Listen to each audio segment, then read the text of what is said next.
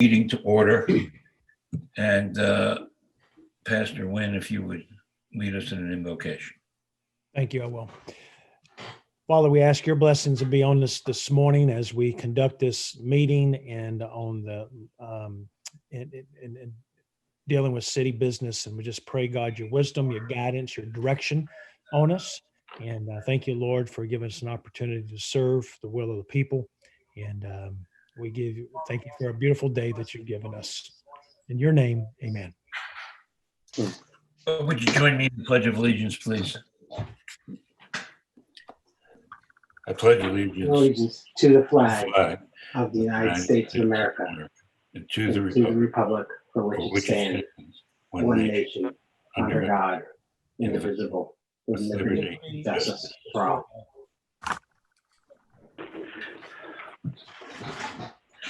Would the clerk please call the roll?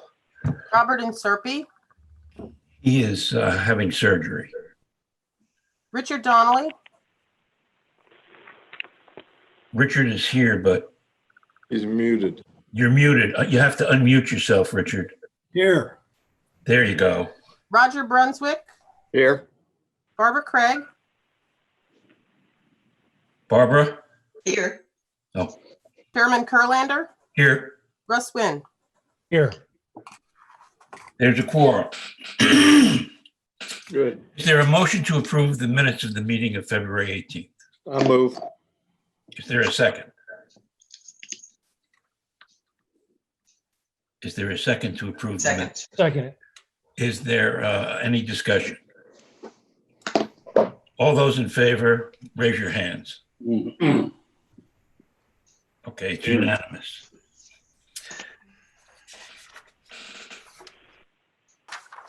There's time, Madam Clerk, it is customary at this time to ask for public comment.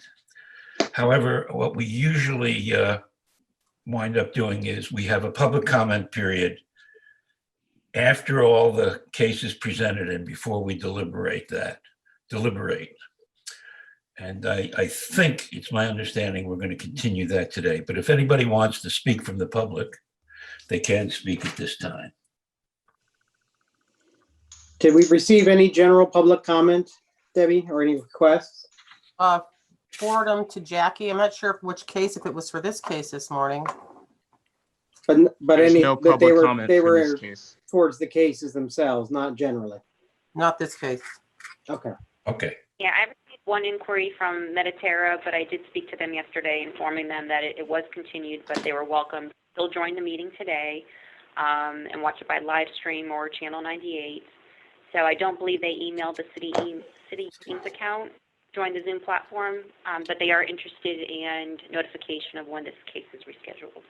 Thank you. So at this time, I'll call the case of commonly known as Channel 30, a commercial planned development. And it's my understanding that the applicant wishes a continuance. That's correct. Is there any objection from the zoning board? No. Does the city have any objection? No. With that, can we have a motion for a continuance, please? Is there a motion for continuance? It was Ms. Craig moved. Great. Who seconded? And moved and seconded. Yeah. Clerk, call the roll, please. Richard Donnelly. Yes. Roger Brunswick. Yay. Yes. Barbara Craig. Yes. Chairman Kurlander. Yes, Russ Wynn. Yes. the matter is continued. With that, Thank you. it is my understanding that the second case has not been scheduled until 11 o'clock. Is that correct, Correct. Mr. Mooney? Correct. So here's what my counsel would be. You can sign off now and use the exact sign-in things you did for this meeting. No. For the It'll be a next new one. link. Is that right? Or are you going to renew it? We're going to send new links out just ahead of time. You didn't have to do that, by the way, I'm telling you. But if you're doing it, you're doing it. Okay. The reason we're doing it is just to protect against the Zoom bombs you might have heard of. Okay. Okay. That makes sense. Thank you. Right. So we will reconvene. The second case today, I believe, is the BG mine. Is that correct? It Yes. is. Correct. Okay. So at 11 o'clock, please all return. Okay. Roger, do you have any difficulty returning at 11 o'clock? He doesn't hear me. You're on mute, Mr. Brunswick. What was the question? I'm sorry, Larry. Do you have any problem returning No. at 11 o'clock? No? Great. No, Terrific. I'll be there. Thank you very much. Okay. Anybody else have a problem at Nope. 11 o'clock? No, we're good. We're good. So we'll see you all at 11 o'clock. Thank you very much. All right. Great job. All right. Thank you. Over and out. Out and over. We're done. This meeting. All right. Thank So you very much, Mr. Chairman. Yep. Sounds wonderful. So let me call the meeting to order. At our 9 o'clock session, we had an invocation and the Pledge of Allegiance, but I will ask for a roll call at this point, Madam Clerk. Robert Inserpi, Richard Donnelly, Here? Roger Brunswick, Here. Barbara Craig, Here? Chairman Kurlander, Here, Russ Wynn. Present. we've approved the minutes of the prior meeting previously, and at this time on the agenda, we do have a spot for public comment. Anyone who wants to talk can do so. If people want to talk about the case that we're about to call, I would urge them to wait until the presentations by the applicant and by the city, and prior to the board beginning its deliberations, we would welcome any and all comments from citizens.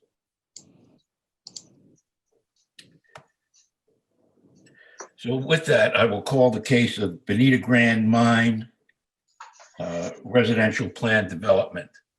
Larry, before we begin this case, I would like to ask a procedural question, if I might. Certainly. My reading, and this may be wrong, but my reading of the code suggests that when the purpose of these kinds of changes are to implement a settlement agreement, that the city council has the power itself to do that with consultation with the staff, and the zoning board doesn't have to be involved. And I understand they've done that for part of the case already, in that they have created this land use category. But in fact, the rest of this case is an effort to implement a settlement agreement that requires that we say yes, or the settlement agreement, or at least we're recommending that the settlement agreement not go forward. I feel when I approach a zoning board case, the overarching umbrella of evaluation that I use is whether the exemptions that are being asked are in the public interest, or at least not against the public interest. And I feel in terms of this case, the lot of the exemptions that are being requested are hard for me to evaluate, because what I don't really understand is why on earth 700 units have been allowed on a piece of property that obviously under our rules cannot handle 700 units. I understand that the reason they got to 700 is they counted this 370 plus acre piece of land that's in conservation easement, and is there because, at least as I understand it from the last case we heard of from this group, is in conservation easement because the former owner mined on land he should not have mined upon, and that this was basically a punishment or mitigation or whatever you want to call the thing.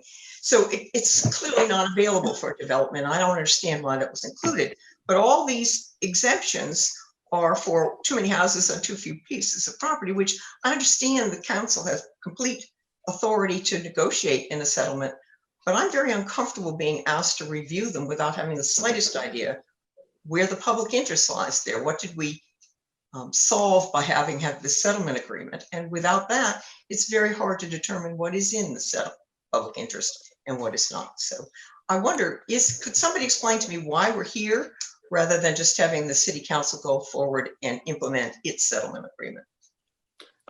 I'll try and answer that question. First of all, I don't really feel that was a procedural question.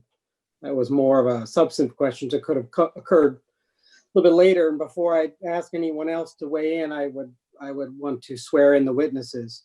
But the settlement agreement is not contract zoning. So with respect to its completion, we are to go through all the procedures and weigh all the evidence as we would in any normal land use petition. And those are the steps that are required before the settlement agreement is finalized.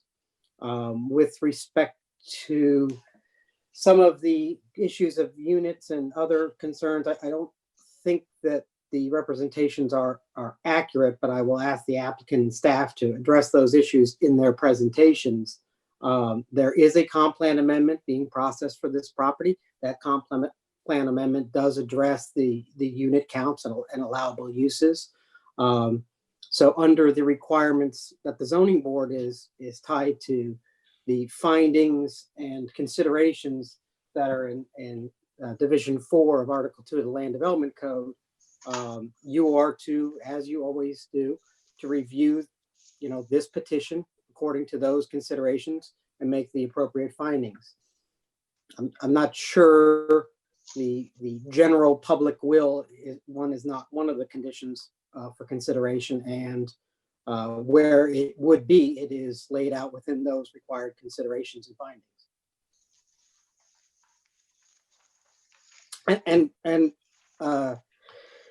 So would you Chairman, if explain? you'll indulge me just briefly, because we are using the communications media technology on this, and because obviously at this point, I'm sure you can't see everybody, and we have the possibility of overlapping.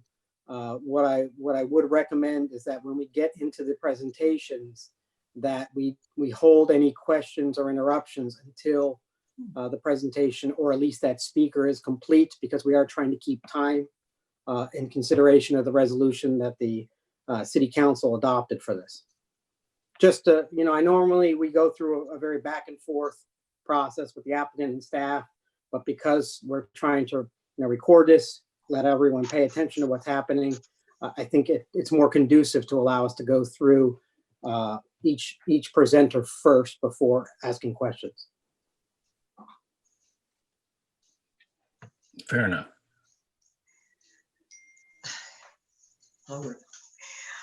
Mr. Rooney and Larry, may I just follow up the question? Please explain to me then what zoning matter D functions 1C1 refer to then, that where it says that when amendments are intended to incorporate the terms of the settlement agreement, that it can be done by the council on its own. Why does that not apply? I'm sorry. Could you tell me where we are? We're in, let me just get the section here. We're in section 4.131, section D, zoning matters, number 1, functions, and then you go down to C, and it talks about things that the zoning board, that the council, when it involves a settlement agreement, can do on its own without needing to go to the zoning board. And I may be interpreting that wrong, but it says very clearly, amendments that incorporate the terms of a settlement agreement designed to resolve pending administrative litigation or judicial proceedings. So I wasn't relying on this being contract zoning. I was looking at this statement and saying, why is the zoning board being brought into this? I understand that the council can make a settlement. I understand that it has, but it seems to me it also has the authority to implement that settlement. And I apologize. I'm still looking for the Oh, the thing. Okay, I'm sorry. I'll be quiet, let you look. I'm down to, I'm at 4-131. I'm at C is special exception. So I'm Go not, down to D zoning matters. Okay. And then go down under that to C and particularly to 1, the final sentence in C and 1. And I, maybe okay, in 1C, okay. 1C1.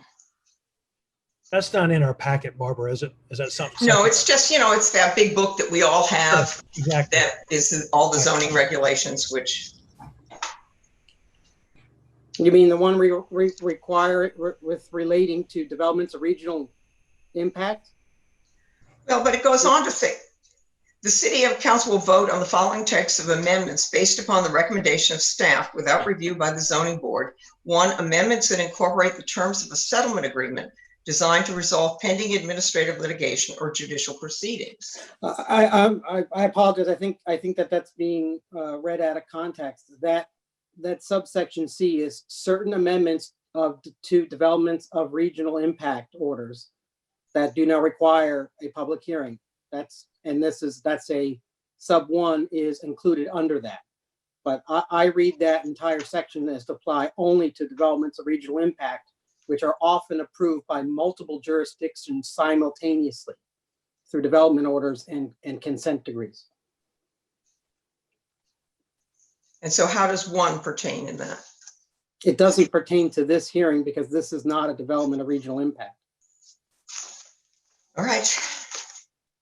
Uh, Then none of the other things that are functions of the zoning board there apply to this meeting either? No, but none of the functions, those functions are not under the subheading of amendments of development of regional impact. Okay. Derek, can you hear me? Yes, I can, Neil. Can I ask you to look at page 3 of the settlement agreement, paragraph E? Because the way I read that, it requires us to go to the zoning board. Well, that's the short answer, but I'm trying to address Ms. Craig's specific question regarding a code reference.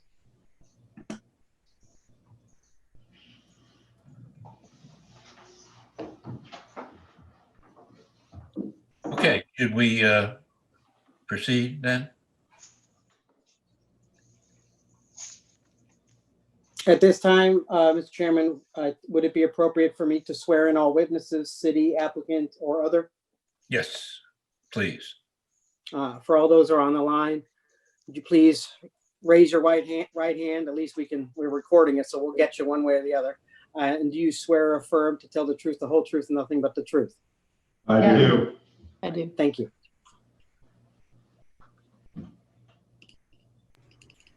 Are we proceeding with the applicant's presentation first, Jackie? Yes, please. All right, I'm going to ask to share the screen. And it says the host has disabled the participant screen sharing. You should be good now. Supposed to do the PowerPoint. Go ahead, sir. I just enabled it. Okay, thank you. Qualify yourself.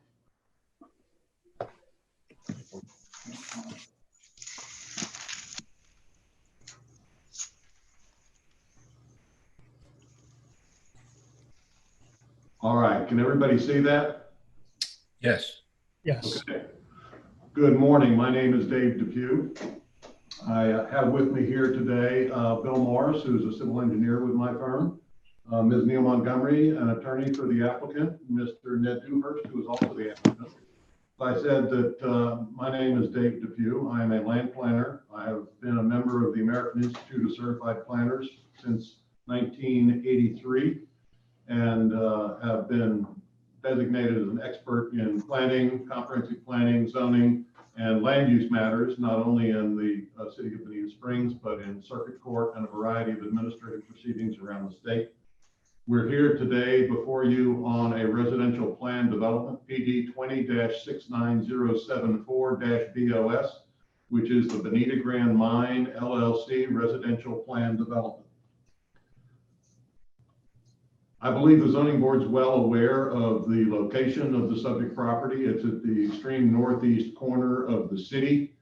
It is approximately 2 miles north of Bonita Beach Road.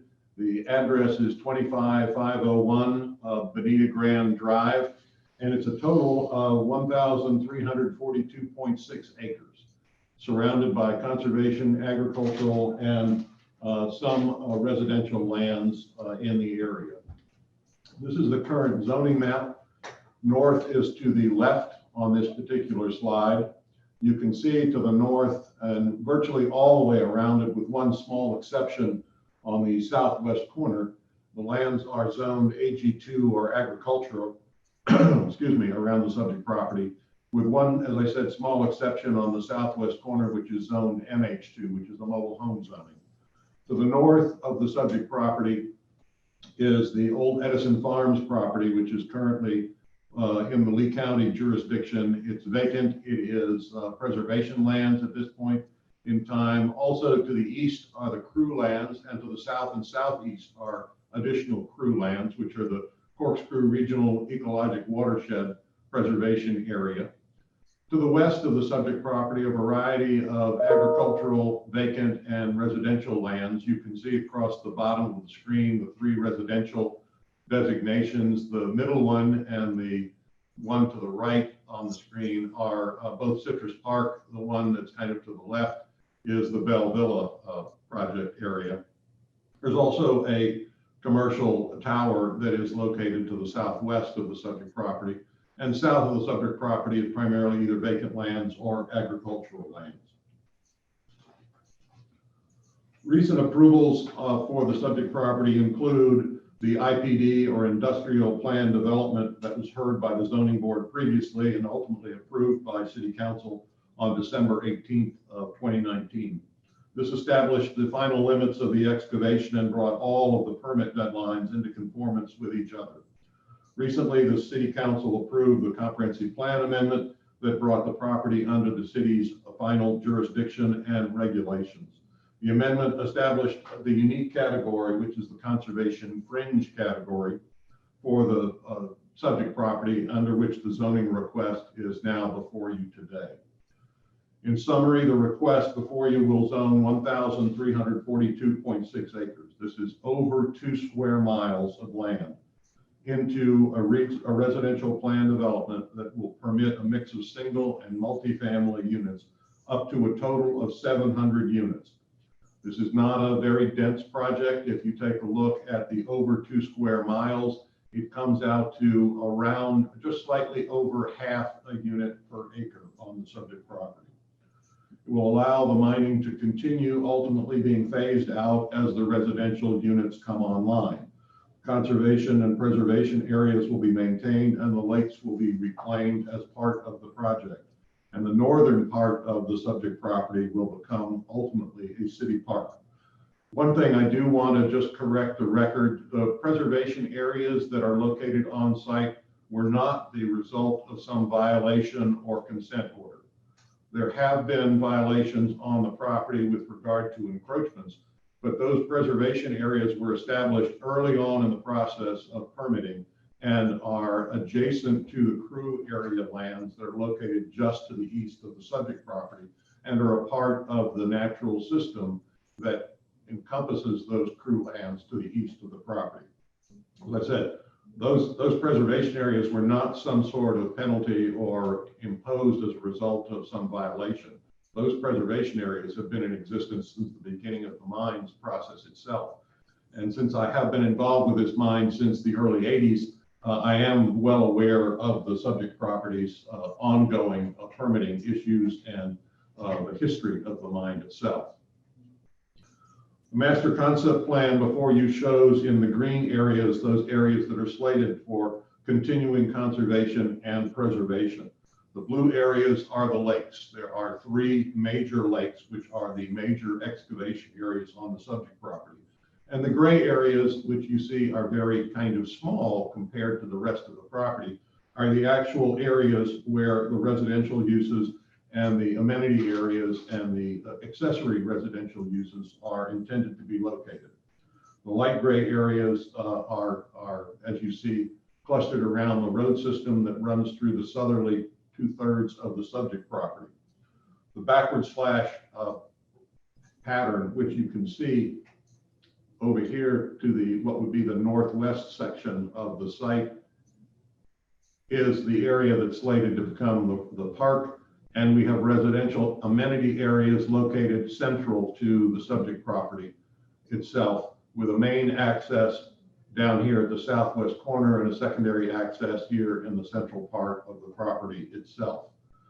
The property is intended to be phased in terms of its development prospects. Let me go back to that slide because it's easier to talk from it. Currently, the excavations are taking place on the southern portion of the property and moving towards the north. Ultimately, in order to develop the property, that excavation is going to need to supply fill material, lime rock, and other construction materials to the subject property itself. And so the idea here is to phase out the mining and begin the residential construction. It's unlikely there's going to be any residential areas that are actually occupied in the area where mining is occurring, but the mine property itself is 2 miles in length. So we can be finishing off the mine up on the north area here, providing construction materials to construct the balance of the improvements for the mine. At the same time, we're actually constructing residences down here on the south end, and we will have over 1 mile of distance between the activities on the north end and the activities on the south end. Currently, the breakdown in acreage for each of the uses is depicted here on the slide. Between the conservation, open space, and recreation and park areas, there's over 36% of the site is going to be set aside. Only 14.7% of the site actually used to locate the 700 residential units. And those will be, as I showed on the site plan, clustered up in the southerly 2/3 around the lakes themselves. This is an example of how clustering and green subdivisions are intended to work in order to preserve open space, in order to preserve conservation areas, and in order to preserve the recreation facilities that would be associated with these lakes. Benefits include the redevelopment of this industrial site for residential use, as coupled with an advanced reclamation and restoration elements beyond that which is currently mandated by the Florida Department of Environmental Protection permits and reclamation plans. The city's population growth will be supported. Future recreation demands will be met through the provision of a lake-based public park area to the north, and the design criteria associated with the conditions of the development will serve to protect water resources. In terms of the conditions, we're in agreement with the staff conditions. At this point, we do have a clarification that we're going to suggest on condition 13B, in order to make sure that the condition itself refers to the condition 13A, and that the improvements that are discussed in 13B actually relate to the 2 intersections that are talked about in 13A. And we would request that those improvements be made. And it's simply a matter on that particular condition of adding the words in 13B upon the traffic impact statement. Get my glasses on. Upon traffic impact statement above evaluation, if any off-site improvements to the 2 intersections on the county maintained road. So it's simply a matter of referencing the above traffic impact study and the 2 intersection improvements that the traffic evaluation is intended to discuss. The policy, as I indicated, of conservation fringe land use is the category in which this subject property is located, and it reflects the uniquely attributable aspects of the subject property. Policy indicates that reclamation will be done in a fashion that is compatible with the adjacent environmentally sensitive lands. The land uses are limited to conservation, existing vested mines, agriculture, residential, and residential accessory uses, with a maximum density of 0.5 0.52 units per acre, essential services, and public recreational uses. The planned development rezoning shall include not less than 60% open space calculated over the net project area, not including the mining lakes. So we've excluded the mining lakes from the open space calculations, and we still hit 60% of open space on this subject property. It's going to include restoration and accommodation of existing and historical regional flowways. It's going to include reclamation and accommodation of existing and historic groundwater levels. It's going to include restoration and preservation of the on-site wetlands. It's going to include restoration and preservation of on-site indigenous upland habitats. It's going to include provision for critical wildlife connections to adjacent conservation areas. It's going to have conservation easements for each of the preservation areas platted as part of the master plat for the property itself. Landscaping will be with Florida-friendly planting and low irrigation requirements. Stormwater runoff will be directed into the treatment areas prior to discharge into the mining lakes and will provide an additional storage for a ½ inch of runoff for the developed area. The planned development project will connect to public water and sewer service provided by Bonita Springs Utilities and shall reconnect or connect to reclaimed water if and when that ever becomes available. The request promotes responsible development. It protects and restores natural resources and groundwater hydrogeological regimes in this area. It safeguards the public potable water supplies. It clusters housing, maximizing open space and recreational opportunities, as well as preservation areas. It maintains and enhances the native habitats and wetlands, and it implements the settlement agreement requirements that are found in the agreement between the applicant and the city. The property can handle the 700 units. We can design it to do that. The clustering of that is much preferable to spreading that density out over the entirety of the space, and it allows us to preserve not only recreational area, but open space and preservation areas. Comprehensive plan narrative that was submitted with the testimony and with the testimony today describes how the rezoning to residential plan development complies with the plan and provides the proposed conditions of approval. The master concept plan is consistent with the city's land development code, and where deviations are requested, they're the minimum that is allowed to enhance the conditions of the plan development and promote public health, safety, and welfare. Property development regulations and schedule of uses are attached to the application, along with the deviation justifications, showing consistency with the city's visioning documents as well as the land development code. The requested residential use is consistent with the surrounding residential, agricultural, and vacant land uses, and the proposed schedule of uses is consistent with the plan category adopted recently by the city of the conservation fringe category. The applicant will also be providing a lake park area to the city for recreational use and easement rights to access that lake park area. All the enhancements that are being proposed will exceed the performance and locational criteria as outlined by the city's land development code. The conservation areas that are reserved along the east property boundary provides connectivity with the surrounding conservation areas within the county. The buffers, the setbacks, the development design features all create harmonious transitions between human uses and preservation, conservation, and wildlife areas. In conclusion, and based upon the application and the exhibits, the testimony, it's my professional opinion that Bonita Grand Mine has made a proper application for this rezoning. It's met all the applicable goals, objectives, and policies of the comprehensive plan. The request is consistent with the requirements found in the city's land development code. It's been recommended for approval by the city staff, and it meets the generally accepted planning principles that govern our profession. It's also my professional opinion the application and the testimony have provided the necessary record entitles the requested rezoning to a recommendation of approval. Finally, it's my professional opinion that the proposed rezoning properly seeks, as currently proposed, to implement a portion of the settlement agreement reached between BG Mine and the city of Bonita Springs. With that, I've concluded my formal remarks. Thank you very much. I am available for questions as necessary. And I'm going to stop the share here so that we can turn this back over to the zoning board. Thank you very much.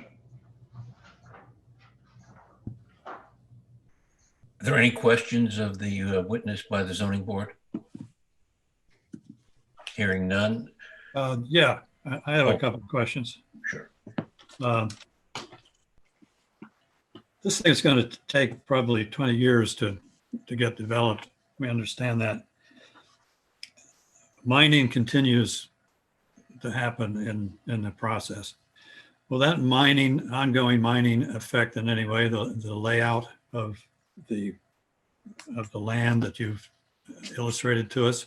In other words, will the lakes get bigger and the usable land get smaller as a result of ongoing mining activity?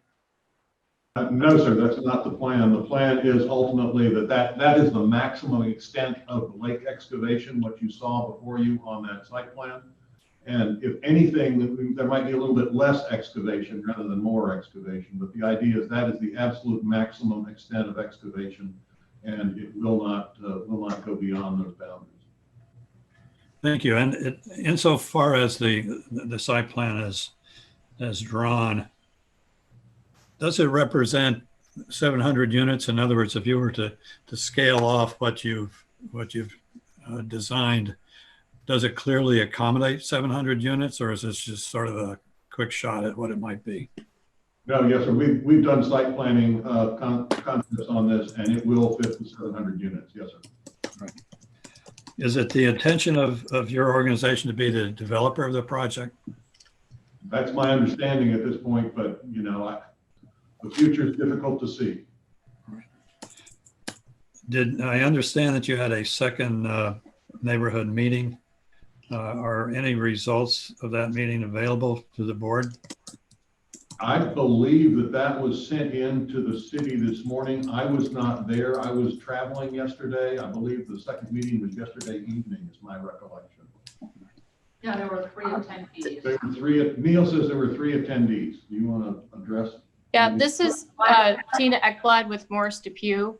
I can confirm that we did advertise that meeting and have the public meeting last night. There were 3 attendees, and I provided a screenshot of the login from Zoom with those attendees and a summary to city staff yesterday afternoon. Thank you.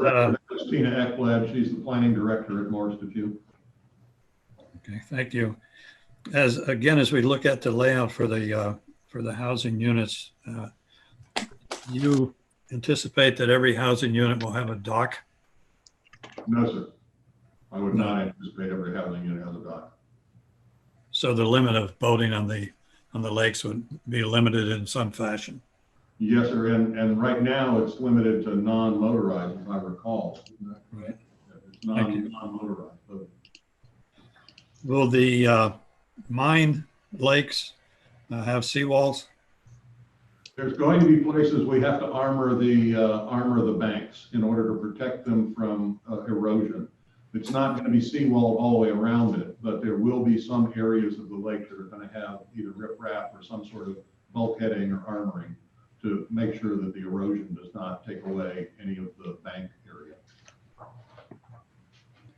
Right, thank you. I guess my final question is, more of a comment that the city has always had a need for affordable housing. Is that an ingredient that you've been considering as you design the housing units for this project? I have not done any pricing on any of this stuff. Candidly, I would be shocked if this is in the affordable category simply because the density is fairly low and it's been an expensive process getting it to this stage. But I'm not ruling it out at this point. I just don't think any decisions have been made one way or the other. All right. Thank you. That's all I had. Yes, sir. Larry, may I ask a question at this point? Certainly. Okay. On page 224 in the packet that I got, there's a summary of the nature of the growth upon the natural growth upon different pieces of the property there. Could you tell me which one of those describes the acreage that the city of Bonita Springs is going to purchase for $5 million? I'm gonna have to look that up. What page? It's page 224, and it's under existing conditions, plant communities. And there's a Ms. Craig, I just want to clarify something. The city's acquisition of property for $5 million is not on this parcel. It is not on this parcel? No, it is a separate parcel that's being acquired, approximately 240 acres west of this site. That is not at all clear in this packet. Where is that, out in the DRGR? I believe it is in the DRGR, in the city's classification DRGR, but it is not clear in the packet because it is not a portion of this petition. It's part of the settlement agreement, though, that there's. It is part of the settlement agreement, but okay, it's not. It appeared to me in reading this that the $5 million was for this 30 acres of land. It is not? It is not. Okay.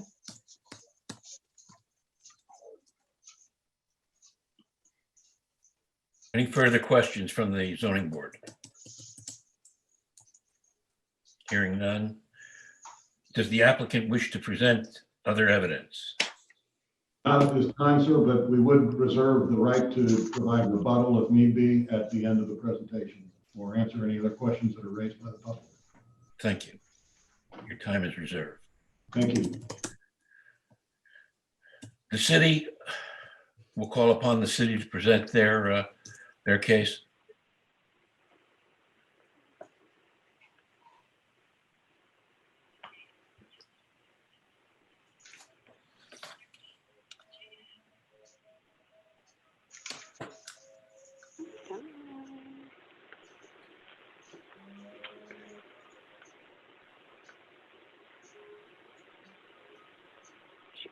Sorry, guys. Hold on 1 second. All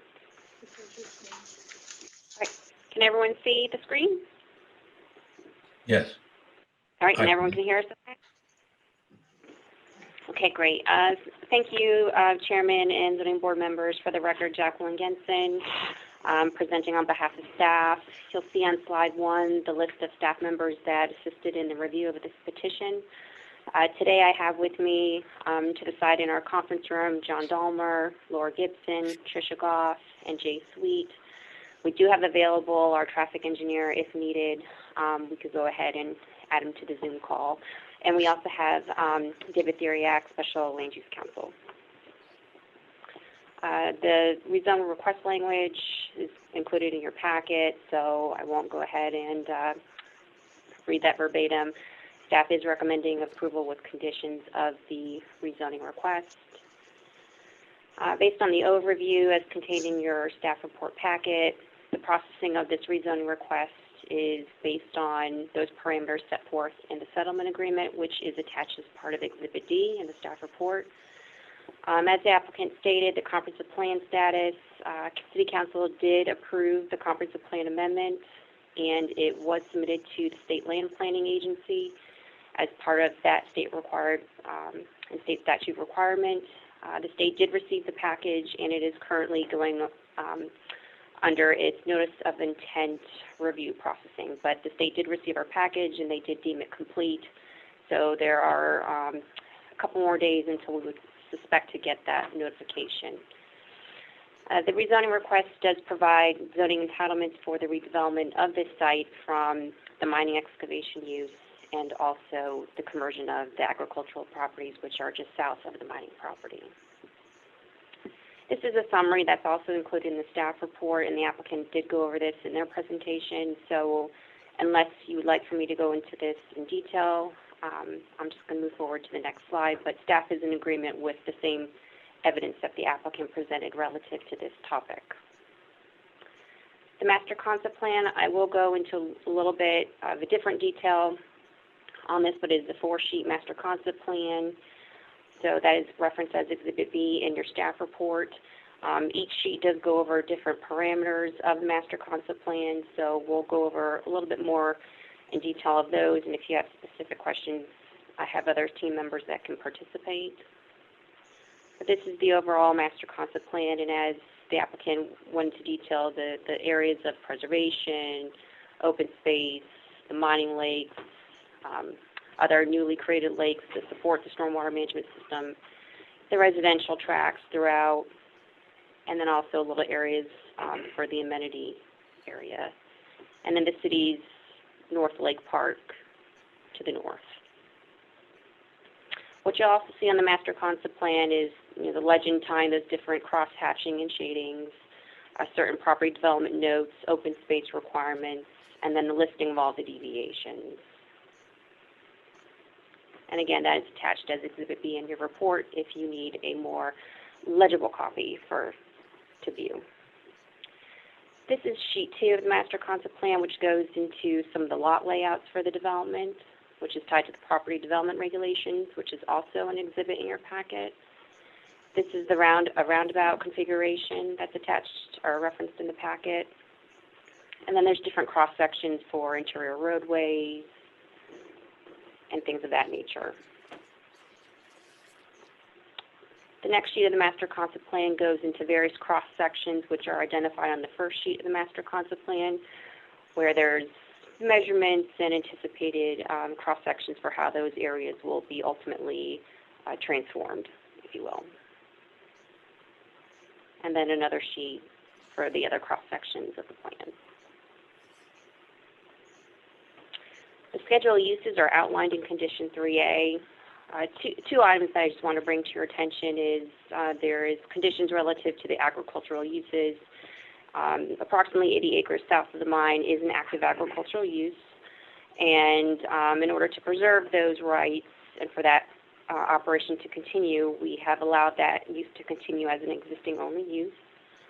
Also for the excavation property, that use is also allowed to continue as set forth in the zoning ordinance that was approved late last year. So that is specifically mentioned as well.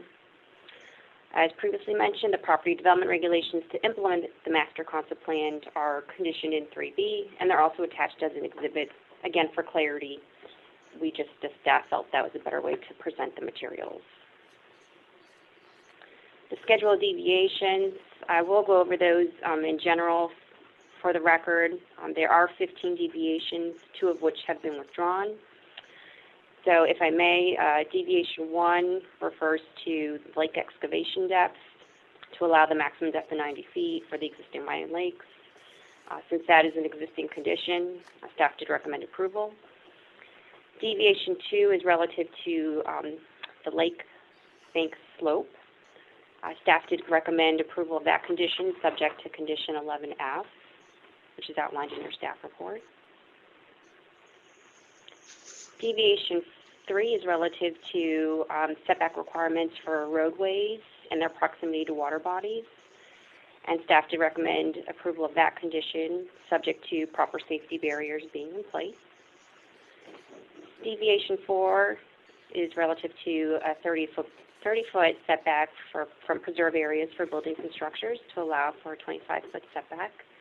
And we also went ahead and approved that as well, subject to condition 8, which is a wildland mitigation condition. And the reason why that's important is because that's subject to the review of the fire department. And the fire department does not provide review comments on zoning petitions. Their position has been that statutorily they are preempted from doing that at time of zoning. So we went ahead and put this in as a condition. Deviation 5 deals with the water main system for the project. For this deviation, there was consultation with Bonita Springs Utilities. So you will see their input as part of condition 9. So they did approve that in concept subject to those conditions in condition 9. Deviation 6 and 7 are withdrawn. Deviation 8 deals with the cross sections for the internal roadway systems and the external roadway systems. So this is specifically tied to those cross sections on the master concept plan. And staff did recommend approval of those deviations subject to condition 12D. Deviation 9 is also a deviation for specific cross-section. And in return, the applicant has agreed, and they've worked with staff to go ahead and provide a 11-foot multi-use path. Those are also shown on the cross-section, and we conditioned that with condition 12D. And also with condition 12D, if I may, this also allows the opportunity for the fire department to also participate in the review of this cross-section. We want to make sure that their fire apparatuses can properly utilize those roadways. Deviation 10 limits the curb and gutter types for certain cross-sections on the roadways. We also conditioned that in 12E. And again, we want to make sure that the fire department is part of those reviews of those specific cross-sections. Deviation 11 is in regards to off-site signage. Staff did recommend denial of that deviation, and as I understand it, the applicant is not objecting to our recommendation. So I don't believe there's a need to go into that further. So that is our conclusion on that deviation.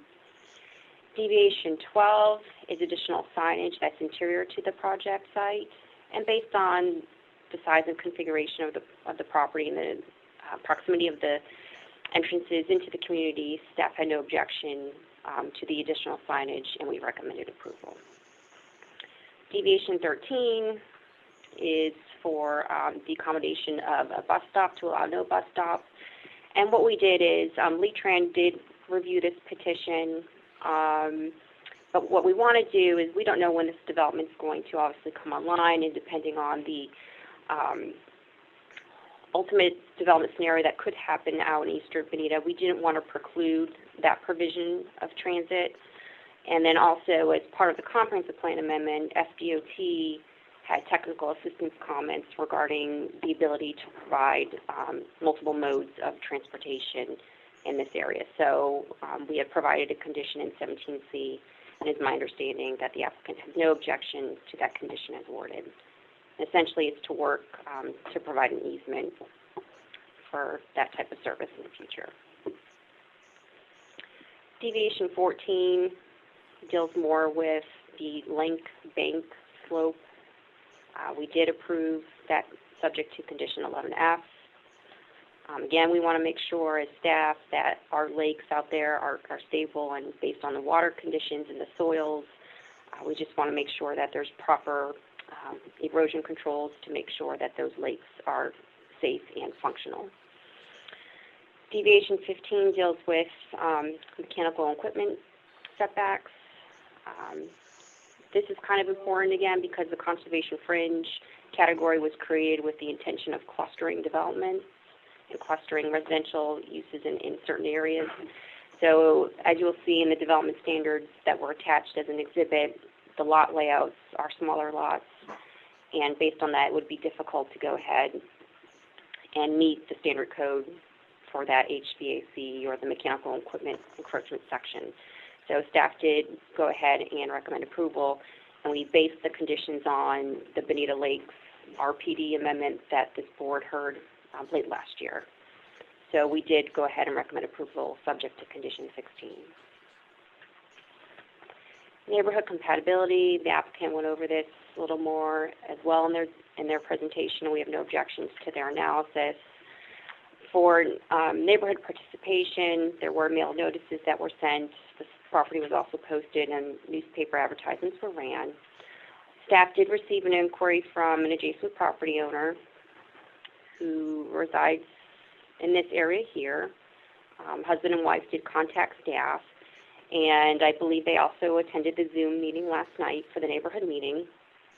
So I don't know if their concerns were resolved, but I'll go ahead and ask that the applicant go ahead and share those conversations. I believe they had spoken to one of the owner's representatives, but their concern was how would the plan affect access to their property in the area. And I also understand that they may be attending today's meeting as well. Again, the pre-filing neighborhood meeting was held earlier this year, or late last year, I believe, sorry, I think it was in December. And as the applicant stated, that the post-sufficiency meeting was held last night We did receive documentation from the applicant. They did provide a presentation, and there was discussion that there were questions. I don't know what questions were asked that was not provided to us. So the applicant may wish to share that with the board. But I do have that information. I did forward it to the clerk and the legal counsel today. Staff analysis, what you'll find in your packet, which is attachment A on page 115 of the packet, is our analysis as it relates to the comprehensive plan. The applicant, we have no objections to how they stated the petition is consistent with the conservation fringe category that was just created and adopted by council. In terms of future land use for compatibility, a lot of the analysis that staff based our justifications on were the same analysis that was done as part of the comprehensive plan amendment that was transmitted and adopted. So that is included in attachment A. And additionally, the applicant's analysis is also contained in the staff report backup. As explained earlier, we had participation on our team from environmental, stormwater, and traffic consultants. And I can go over the conditions a little bit more, but essentially with the environmental conditions, there's requirements for updated preserve management plans, there's listed species conditions, wellfield monitoring, and conditions on uses of docks in the lakes. For engineering, there's analysis to ensure compliance with the new category that was adopted. And then there's many conditions relative to drainage analysis and the new ICPR modeling requirements that are adopted as part of our code. There's conditions also regarding the management of traffic. So when the mine begins to transition into post-mining uses, how we would go ahead and ask that that be addressed at time of local site permitting to ensure there's proper safety in place for those mixing of uses with the mining and a model center operating in that area. Also explain that there are conditions to support the deviations that were requested relative to lake bank slope and safety barriers. For transportation, conditions 12 and 13 deal with our transportation. One of the conditions deals with the city's traffic consultant. The other one is Lee County DOT. So in regards to the applicant's request that we clarify condition 13B, I will ask that the applicant please send me their recommended changes, so then I can go ahead and send that to Lee County DOT and make sure that they are comfortable with those changes. They're pretty responsive, so if you could do that as soon as possible, that way we can have that information prior to the adoption hearing tomorrow. Also with the condition, I already went over the accommodation of transit for the future. Our formal findings analysis is contained in attachment A on pages 116 through 117, and the applicant also went over this in the conclusion of their presentation. Approval of the conditions. If you wish for us to go over each condition one by one, I'd be happy to. Can't really tell by looking at the screens if you'd like us to. But the conditions of approval are enumerated on pages 7 through 13 of the staff report. And I just highlighted by number what those conditions address. And some of them I did touch already during my presentation. And that concludes staff's presentation at this time. And again, I have my team on standby. If you have specific questions, we'd be happy to address.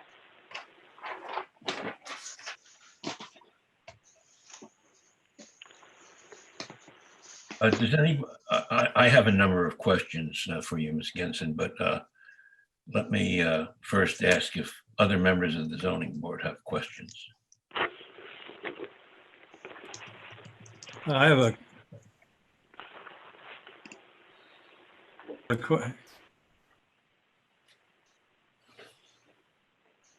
Jackie, could you stop sharing the screen? Maybe that will make it easier if they can all see each other.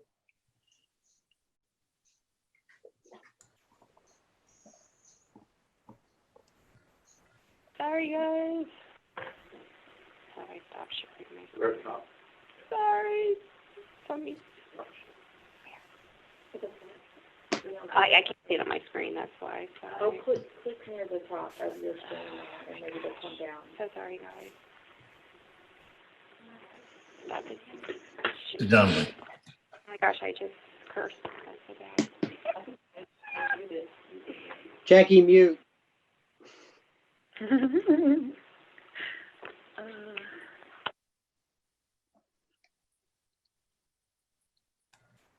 Mr. Donnelly. Jackie, quick question about the access road. I guess there's a long stretch of road that goes from the property line all the way out to Terry.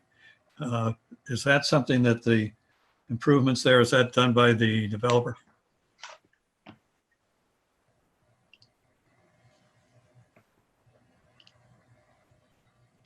Mr. Donnelly, is your question for the applicant or for staff? For staff. We're having technical difficulties. Sorry, it's hooking up to my computer, the TV screen. Can you guys don't see my screen anymore, correct? Correct. Correct. Okay, great. Okay, I'm sorry, Mr. Donnelly. Can you repeat your question? Ms. The question was, if you do, there should be on the left-hand side, it should say start video. Click on the left-hand side from left. Start to the left. Do black. On the lower left-hand side, it should say. Yeah, right click and show. There you go.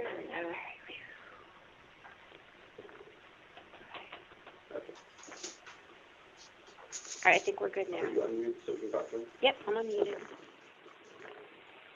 So what was the question?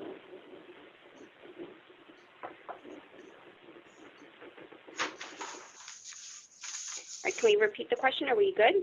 yeah, the question was, Don't see you, but go ahead, Mr. Donnelly. the question was the road that goes from the edge of the property all the way out to Terry Street, the improvements to that road, whose responsibility is that?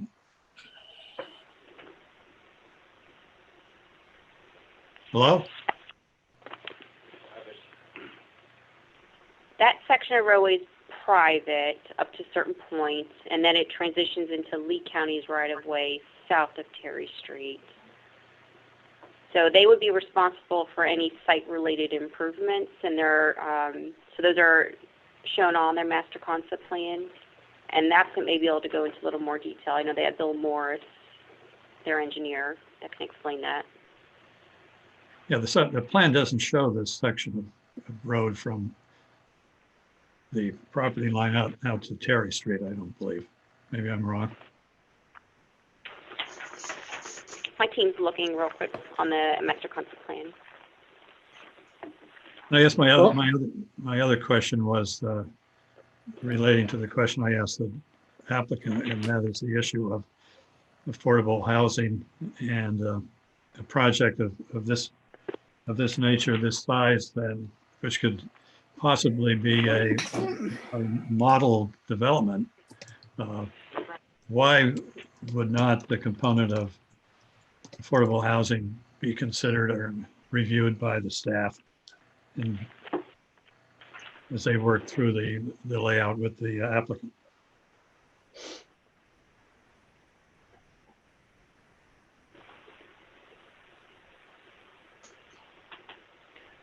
Mr. Donnelly, that was not really part of the settlement discussion, and this zoning application is basically an outgrowth of that settlement discussion, which is why it was not part of the application. So it's something we don't discuss with them. It's also something they can always do. However, because it was not part of earlier agreements, it was not part of this application.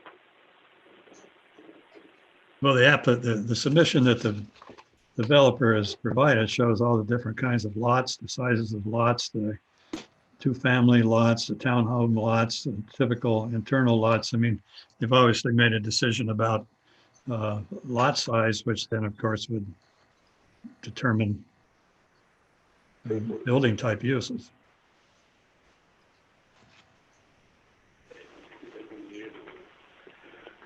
Does the applicant wish to add any additional information? Let me just go back a question to the road question. On page 4 of the master concept plan, you'll see the cross sections of Bonita Grand Drive between the entrance to the project all the way down to East Terry Street. So that's one of the responsibilities of the developer, and we've provided for the cross sections for the designs on that driveway. Going back to the question on affordable housing, like I said, as far as I know, at least I haven't seen anything on issues of affordable housing. There hasn't been any studies about this, but I can tell you that the process has been extremely expensive at this point. Normally for affordable housing, you need a fairly low basis in terms of the property itself in order to be able to construct something that's affordable. As I said, I haven't seen the numbers. I would be pretty shocked if there's any kind of break-even point that would allow for any affordable housing. Now, if we had more units, then I could say, yes, that would be something that was feasible. At 700 units, I don't see affordable housing as really a huge option. Yeah, and before the statutes were changed, if local government's going to require a developer to provide affordable housing, the local government has to identify it to defray the cost. And I don't believe there's any such program or incentives provided here.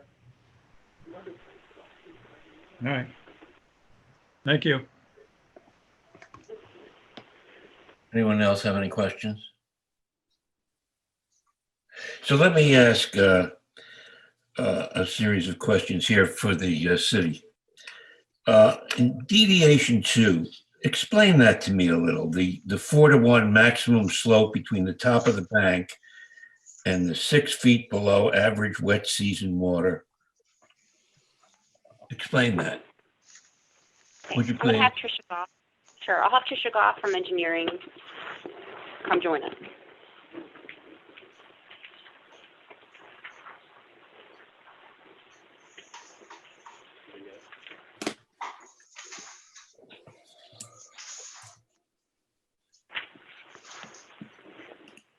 Good afternoon, Tricia Goff for the record. So as Jackie indicated, with all these lake banks that we're having all these issues with erosion, we would like to have, if you go to condition 11F, it does indicate that we would like to, as staff at time of development order, have the flexibility to ask for a swale or berm combination, a flatter slope. So the 4-to-1, unfortunately, as our code has it now, which hopefully we will update to a 6-to-1, less steep slope, because like Jackie indicated earlier, with the soils and the lake fluctuations and the velocity of water that's going towards those, depending on if it's the roof gutters, we would like to have that flexibility during the development order to have those less steep slopes and different mechanisms, like having the riprap or some type of stem wall construction. So 4-to-1, unfortunately, we think is just not good enough. So we would like to have that flexibility times DO. And Ms. Goff, how is that different from deviation 14, where it's a 2-to-1 maximum slope?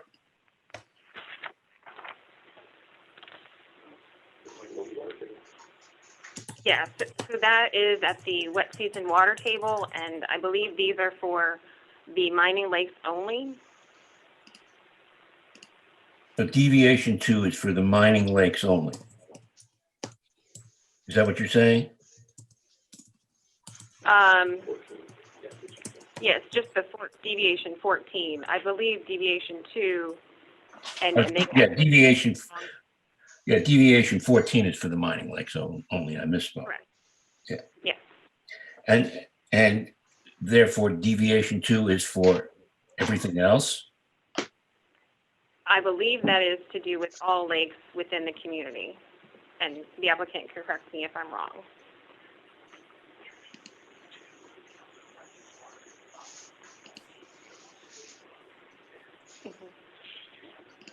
Okay. On deviation 3, where they're asking for a deviation to have a setback of 50 feet, of 25 feet rather than a 50-foot setback. What's the justification for allowing this? Why do you approve it? It's not clear to me. So to be able to approve something like that, if they do have some kind of safety barrier, such as some kind of safety barrier between the roadway and the lakes. We do feel like that would benefit. Yes, 11E is the safety barrier, yes. But why, still, you're not explaining to me why change it from 50 to 25. You can do it with 25, but 50 is the law. Well, I mean, what's your rationale for approving that? I'm not getting it. Please help me understand. There's, yes, with 11E, but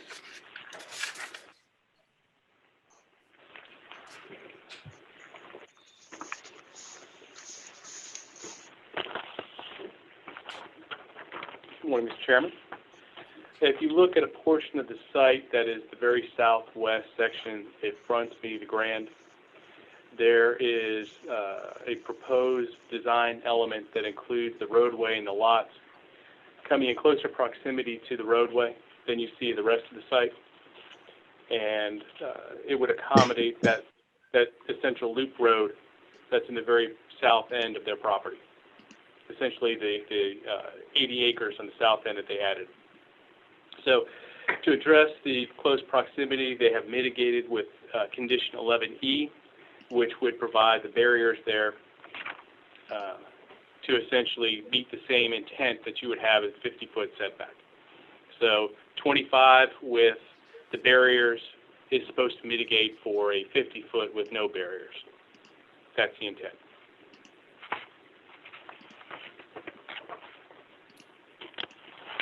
On deviation 5, am I correct on deviation 5 that the construction of loop water mains at a distance of 1,500 feet, that standard is to allow for sufficient water pressure to put out fires and to deal with other water pressure issues? Is that correct? Correct. And I'll only speak to that generally because not being an engineer, I don't want to tell you all the aspects of it. But yes, generally speaking, that is correct. How in the world then, increasing the distance sixfold to 9,000 feet? How does that provide when we review this water pressure? deviation, we do not maintain the utility as a city. And I know that. The mitigation that came back was the review and recommendation from Bonita Springs Utilities. So their thoughts, and not to put words in their mouths, but their thoughts were that the valves that were going to be required would meet the same intent and provide the same objectives as the loop at 1,500 feet. Is there any, have you looked, did you just accept it? Or did you question it? Did you ask? Is there any engineering rationale that they provided you with to show that 9,000 feet provides a sufficient safety? We have what they provided in their review comments as part of What they're saying is, look, we can put these valves in. Mm-hmm. Did they show you that these valves work? How do we know? Chairman Kurlander, if I know, it's Jacqueline Genson. Yes. This deviation request is properly vetted by Bonita Springs Utilities. So they had discussions with Bonita Springs Utilities, so with their engineers and their team, and they went ahead and reviewed the deviation request and provided the recommendation. So our office didn't have the ability, it's not our expertise. So it was sent to the consultant team for the city that reviews this section, and that's Bonita Springs Utilities. So they used their experts to evaluate the request, and they provided their recommendation as set forth in the deviation justification and also as set forth in the condition. If I can just add a comment to this, this water mains are coming off of a 16-inch line, and the valves that we're talking about are not to increase the pressure, but to decrease the pressure. That 16-inch main has so much pressure in it that it's adequate not only to get 9,000 feet, but much further than that off of that 16-inch main going into the size of the mains that are going back into the development. So that's what those valves are put in for. So why then, sir, Why then does the regulation say 1,500 feet? That's Is that, normal for a small residential sized water main, not a 16-inch main. I see. Okay, that's fair. That helps me. Deviation 11. The city is recommending denial of that. Can you explain that a little bit more than what you've provided in the written materials? Sure. So the deviation, I'll get back on my seat. So that deviation request was to allow for an off-site sign at the intersection of Bonita Beach Road and Bonita Grand Drive. And staff's opinion was if we approved that request, and based on that side, we could be setting a precedent citywide for others in the city to go ahead and request at some point in the future. So we didn't feel it was appropriate to make a recommendation of approval and set a precedent. They already have the opportunity to put an off-site sign at the intersection of Terry Street and Bonita Grand. So we felt that another off-site sign was not warranted.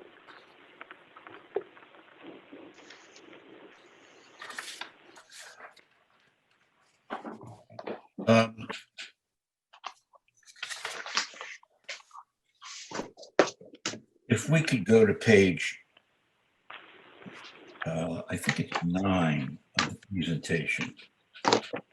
It's paragraph 4.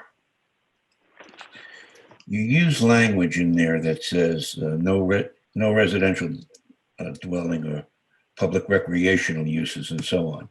It goes down, if phase termination occurs, residential dwellings or public recreational uses may be allowed in any terminated phase if reclaimed and appropriate precautions are taken place.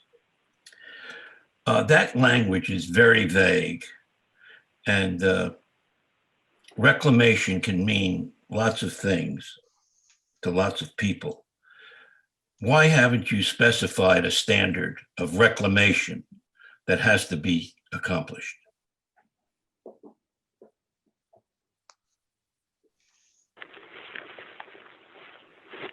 This was a condition that both staff For and the example, let me be clear.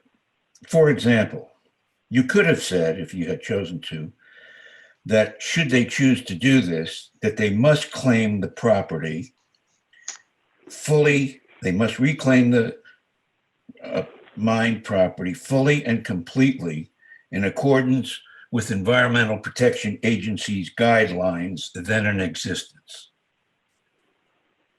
Is that an unreasonable standard to ask for? Mr. Kurlander, this language did go back and forth several times. The intent of that paragraph 4 was to address at which point the mining lakes could be utilized for public recreation, because if there had been a phased reclamation where 1 or 2 of the lakes had been reclaimed, but there may be continuing excavations going on in one of the remaining lakes, that those reclaimed lakes may be appropriate for residential dwelling or for public recreation. With respect to that, the city does not set forth its reclamation standards in its zoning ordinances. And with respect to state or federal provisions, we are prohibited by state law, section 166.033, from requiring state or federal conditions in our local development orders. So we cannot basically indicate that as a condition of this local development order or rezoning, that there are certain state and federal programs that have to be followed. Are you saying that if the developer says, poof, it's reclaimed, that means it's reclaimed? No, I'm not saying that at all. We can't set a standard? This is not where we typically set the standards for reclamation. Where is the proper place? That would be at the development order level. I thought you just said you can't do it at the development order level. We cannot condition state and federal issues. I was responding specifically to your language that it meet I think you said the EPA standards. Well, here's the problem. If you look at that property, which has been mined for many decades now, zero reclamation has been done. Zero reclamation.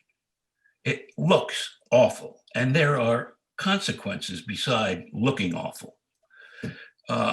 The standard practice in the mining industry today is to do simultaneous reclamation.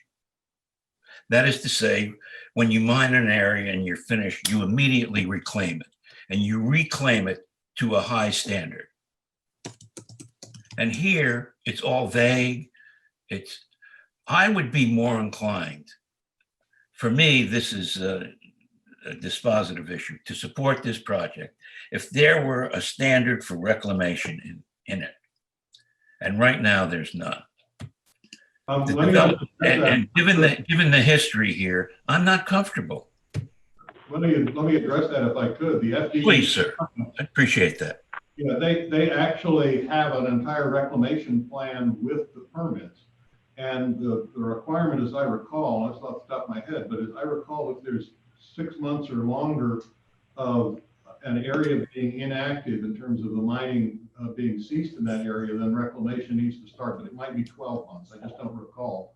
But the FDEP permits actually specify in some detail the details of the reclamation for the mine itself.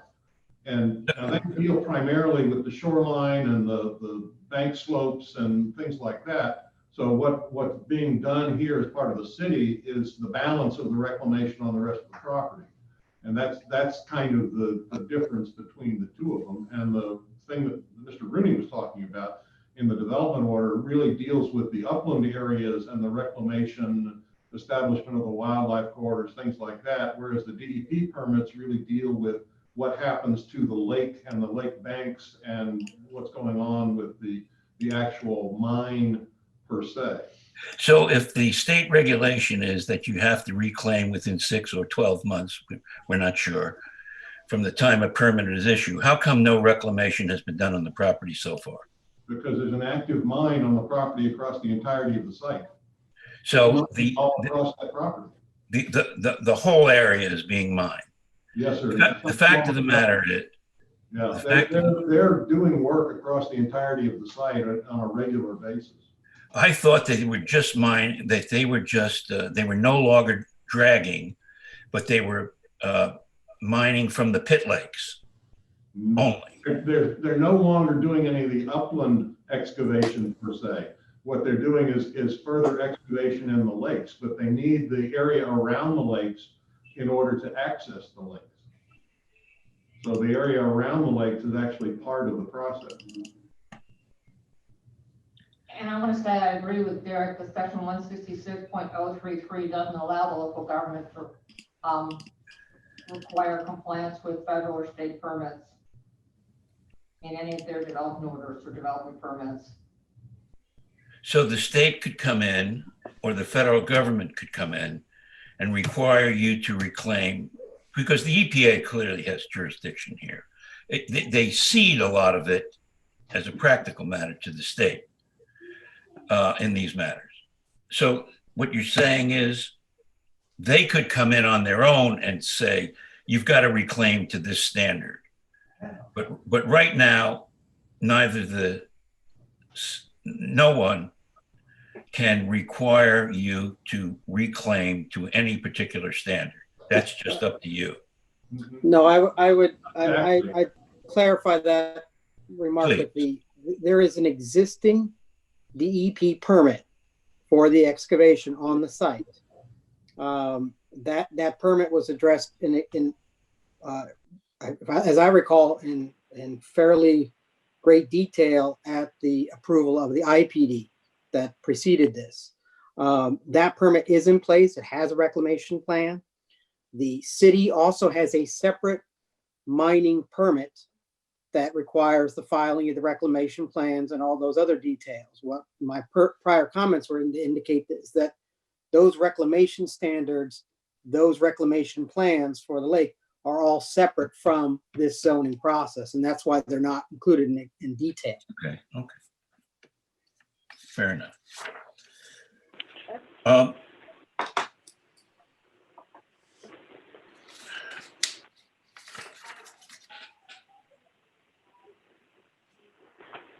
Can you, Ms. Gensen, can you explain to me on number 11 here on engineering, why doesn't the applicant or the city have to provide the zoning board with a drainage analysis now at the hearing, but only at the development order stage?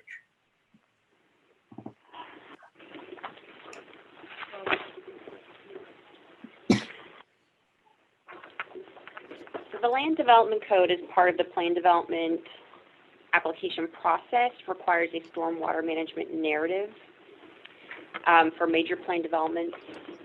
And so in this project, and I'm sorry, I'm flat-footed right now, this actually doesn't even trigger the threshold for a major plan development because of the unit count. But I thought if it were over, excuse me, I thought if that what triggered it was that it was over 300 units or 10 acres. Okay, sorry, I thought that apologize. was the standard. You're correct. I apologize. So they did So provide us with why stormwater. isn't the standard triggered then? Well, they did provide a stormwater management. So if you go to page 237 of the packet, they have their surface water management plan. Right. Here's the language that you provided us. At the time of the local development order, the applicant shall provide. Doesn't say now, Okay. it says, right? No, so again, Am I misreading that? Look, so what, yeah, this is so at time of development order, these are additional items that we want to see in addition to what's code required by our Chapter 3 development standards. So in addition to those standards, we want them to provide this specific drainage analysis. The information that's required at time of rezoning, they have provided.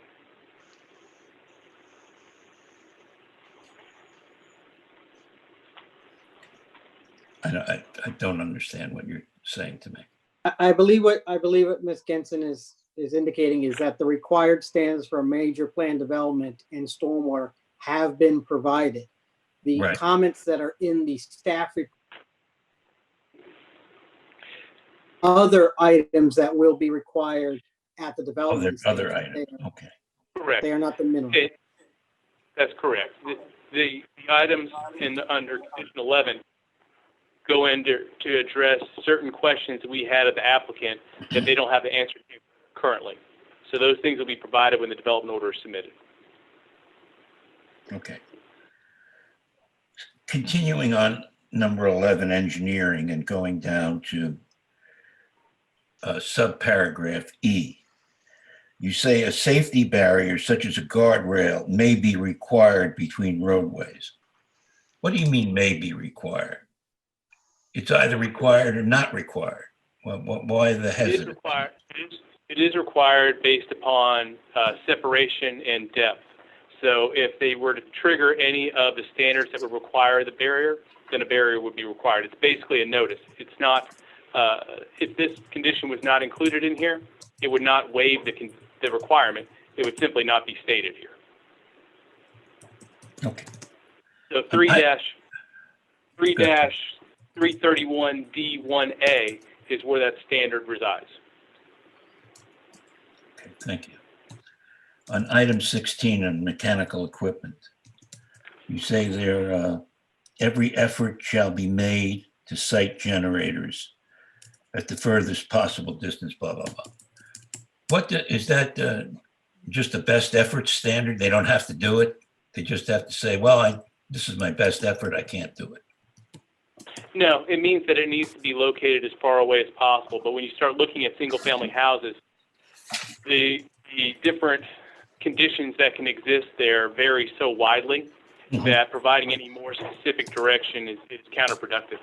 And that level of detail provides us enough enforcement power that we can keep those generators away from adjacent properties, or as far away as they can go. Thank you. That's all the questions I have. Does anybody else have any questions? Does the city wish to present anything else? Not at this time, sir. However, we are here for any questions if you need any. Is there any rebuttal from the applicant? We'd like to hear from the public. I think we'd like to wait and hear from the public if there's any public input before we Sure. respond to anything additional. So you want to reserve until after the public speaks? Yes, sir. Okay, this is the time for public comment. Is there any public comment? We did receive some requests, so there should be some that come through.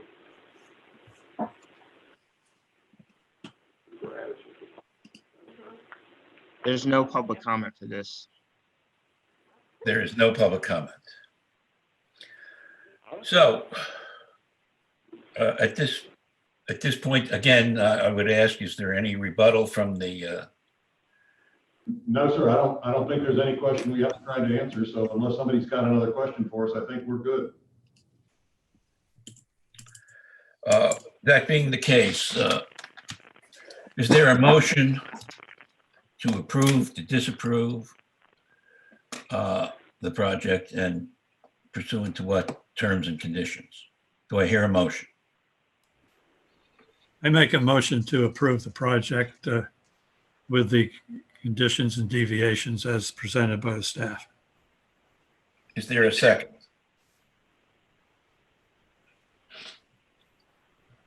Is there a second? Yes, I'll second the motion with the same conditions that the city has outlined. Okay. Discussion. Hearing no discussion, would the clerk call the roll, please?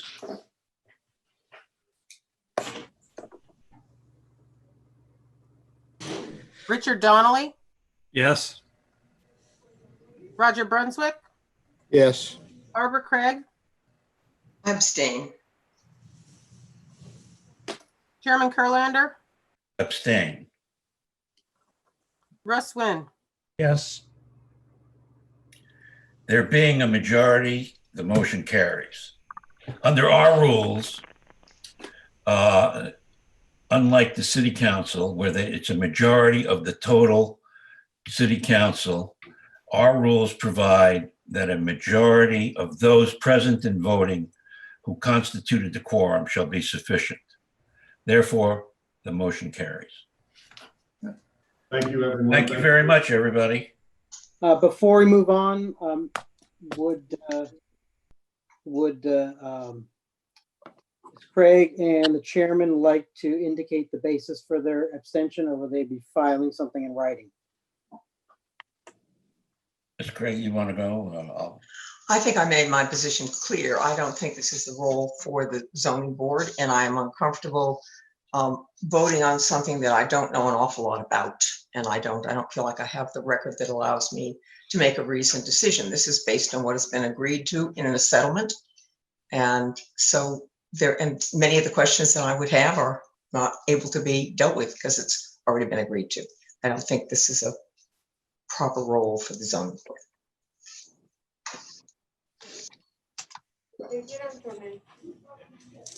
If you'd like to hear me now.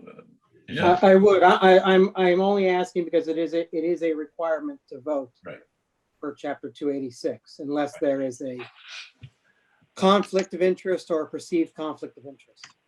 I don't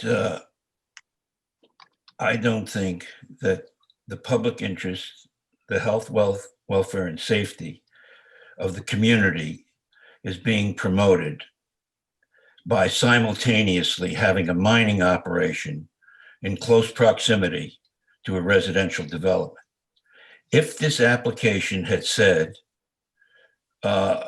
we will commence all residential development only after all mining ceases, I would have voted yes, absolutely. But that not being the case, I've abstained. Thank you. You're welcome. Hey, Mr. Chairman, just a little clarification. What's being permitted simultaneously would be the use of a model home with a phased mining. There would not be the occupation of those residential units while the mining is still. Yeah, but what you're doing is, as you move from mining a particular area, you're going to begin construction of residential at that point, is the way I understand it. The only way that residential, those dwellings can be constructed is if they are the model homes during the mining phase. So for the occupation of those houses, you're looking at the cessation of mining. Okay, so at the last hearing that we had then, the applicant asked us to extend the mining period till 2042 from Correct. 2035, where they got all these other extensions. Are you telling me, Mr. Dolmer, that no one will move into this property before 2042? Is that what you're saying? If that's what you're saying, I'll vote yes. It is the case if they decide to mine until 2042. But the condition as it's written and it's been proposed says at time of local development order, a maintenance of traffic plan must be provided by city staff to ensure that the public visiting the model center and the mining operation can both be safely accessed while mitigating the negative impacts of each upon the other. What we have not done and what we're not looking to do is permit residential units next to an active mining operation. It doesn't take very much to realize the two uses are not compatible with each other. And so as they phase out of the mining and into the residential development, the idea of constructing utilities, infrastructure, and some model units is not does not meet the same level of incompatibility. So when those are constructed, those two can be done simultaneously. When you transition from the mining into the residential units, the two really aren't compatible. And that's why we're looking at, for the occupation of those dwelling units, the mining operation will have ceased. Mr. Dolmer, And I don't think speaking. That's not how I read this presentation. It looks like that they get to mine an area, they move out, and that particular quadrant, let's say, or whatever the area is, the mining is completed. They don't intend to mine anymore. Correct. They can begin construction of residential. Construction of the residential phase of the development. So they that can does not begin- allow them to occupy the residential phase of the development until the mining is ceased. So if their application was that we need to extend the mining life to 2042, you're telling me that should they continue to mine until 2042, that no one will occupy a residence in that area. Is that what you're telling me? Yes, and in more detail, in our discussions with the applicant, they are not sure when they are looking to develop the residential units. And That's a different question. I'm not asking what their intent is. I'm asking what we're voting on. I've been asked for an explanation. Then no explanation will be provided. Does the applicant agree with that? That no one can move in until 2042 if you're mining there? Let me attempt to address this without getting into the legality. Because if that's true, I will change my vote to yes. Well, what you do with your vote is up to you, Chairman Furliner. All I can tell you is let me back up a minute here and say, if you look at this settlement process, there were a number of different lawsuits that were being settled, and the procedures that we went through to get to this final stage were such that at no earlier stage were we guaranteed that we were going to be where we are today, which is to say close to being able to resolve all these issues. And at each stage, what we tried to do is protect obviously I represent the landowner. At each stage, we tried to protect the landowner's interests that we felt were vital. One of those vital interests was the ability to preserve the opportunity of mining on the subject property consistent with the overall permits that had been issued from the state and, were part of the ongoing utilization of this resource. So what you've got now is a residential plan, which is intended to transition out of the mine into a residential development considerably before 2042. But remember, we didn't have approval of any sort on the residential development when we went through to the IPD. So at that stage, we were looking at the IPD as something that was going to have to stand alone. We may be past that, depending on what happens with the city council and whether there's any appeals and anything else that happens here. But we didn't have that guarantee when we went through as part of the IPD. So what we did was we obtained the best approval we could for the IPD for the client that matched it up with the FDEP permits. Long term, no, I don't anticipate we're going to be mining to 2042. I anticipate something much sooner than that. But the overlap between these various approvals doesn't always match up completely properly. And I understand where you get some confusion when you go through all this. And it's all based on the various levels, if you will, of this settlement.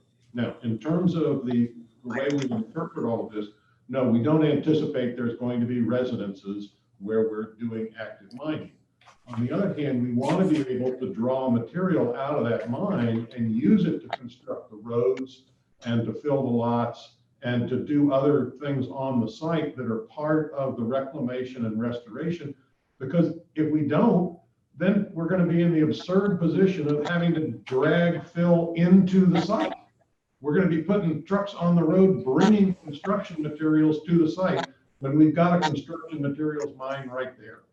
So we want to mine the site to improve the site and use the resource we've got there on the site to develop the home sites and the utilities and all the rest of the elements that are associated with the property. But that's a very different explanation than Mr. Dolmer gave, is it not? I'm sorry, say again? Isn't that a very different explanation than what Mr. Dolmer just told us? Well, I don't think so. I think Mr. Dolmer's explanation is focused directly on residential. And I would agree with him that residential is not intended to exist. Actual residents in those homes are not intended to exist side by side with the ongoing excavation. But it doesn't mean that the transition to residential wouldn't exist when the mine is still functioning, because we need to use some of the resources of the mine to make that transition. And I think that's what John didn't address. And John, I'll leave you to speak to it, but I think if you consider that as part of what we're trying to do, I don't think we're saying anything different. Now, John, I'll let you speak for yourself, but I think that's what I was trying to do. The way I had envisioned those conditions taking place would be the development order for a residential phase would be approved, and the construction of that phase can happen while the mining operation is still continuing. However, you would be limited under that development to the construction of model homes. If you really want to finish up the houses and have those houses occupied, then the mining would not be there.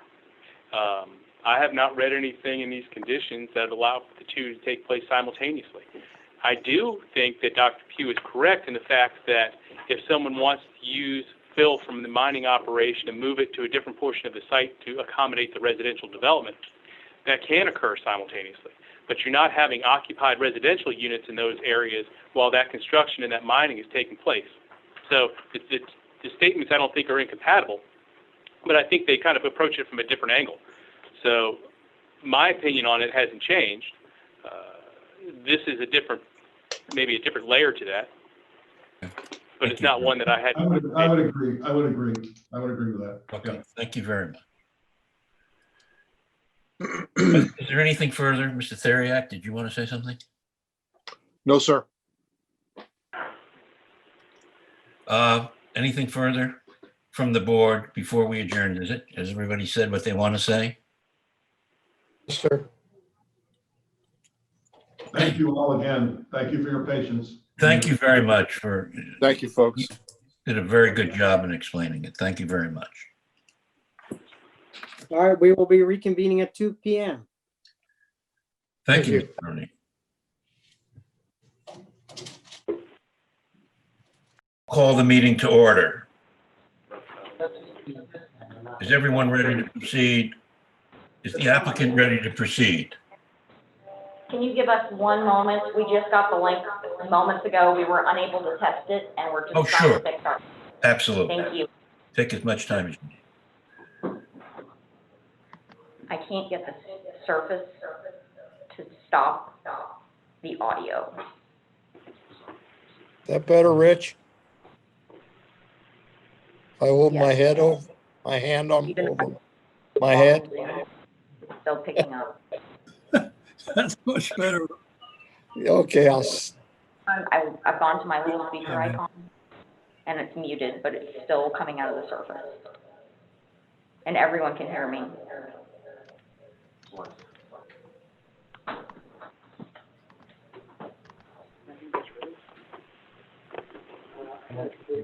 Muted the speakers. I'm not sure how to mute the microphone. Yeah, well, I think leave and come back, Alexis, try that. And let's just go with this audio, even though it's not great, it's better than the feedback. Well, they're hearing the loop though. I know. Can you that's click why- on that and just click on the microphone itself? Is it a Windows device that you guys are using?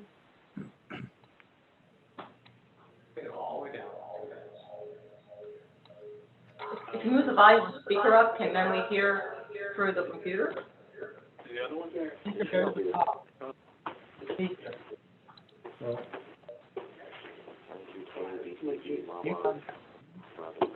Do you have a, That's it? Go to advanced.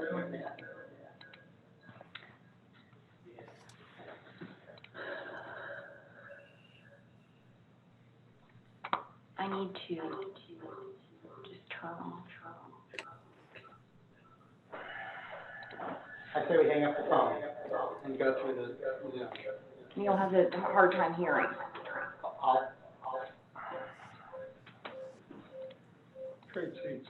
Yeah. Yeah, we'll just get you as close to the speaker. Right? All right, what you guys can do is use the phone for the mic, take the phone off the cradle and set it down, and use your computer speakers for audio. That's Neil.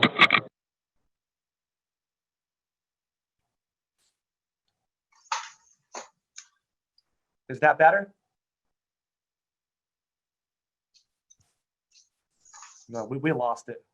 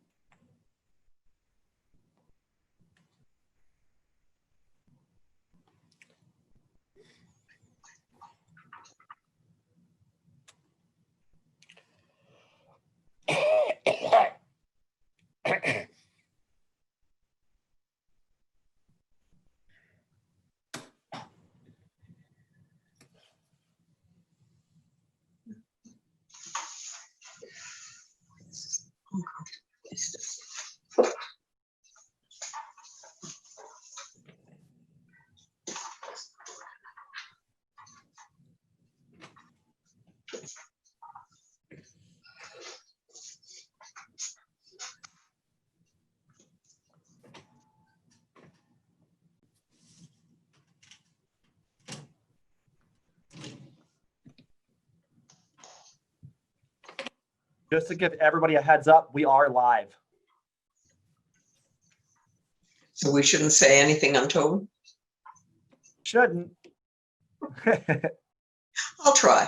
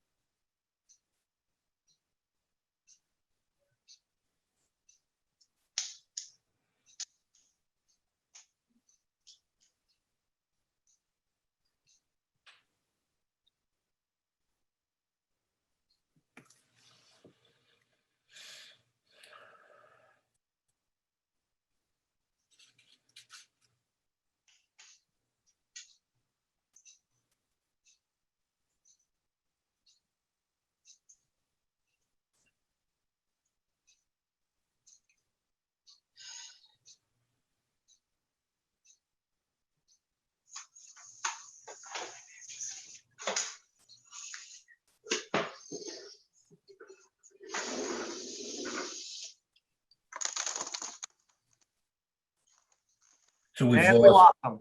we've lost the applicant. They're having technical difficulties. Okay, so we'll wait. I'm going to step away for a second.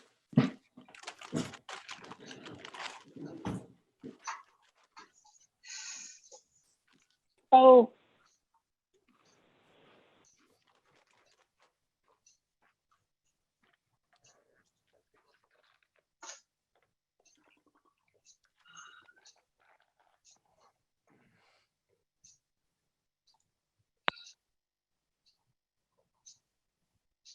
You guys there?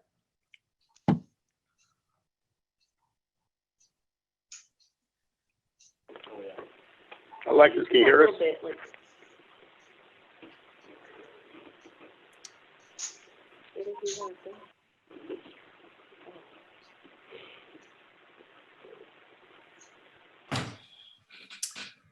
Can you hear us, Alexis?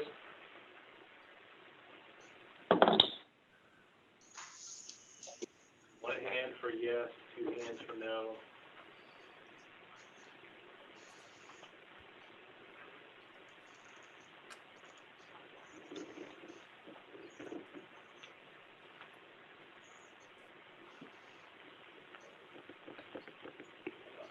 Hi, Melissa. I'm going to keep you muted until public comment. Okay, thank you. Thank you.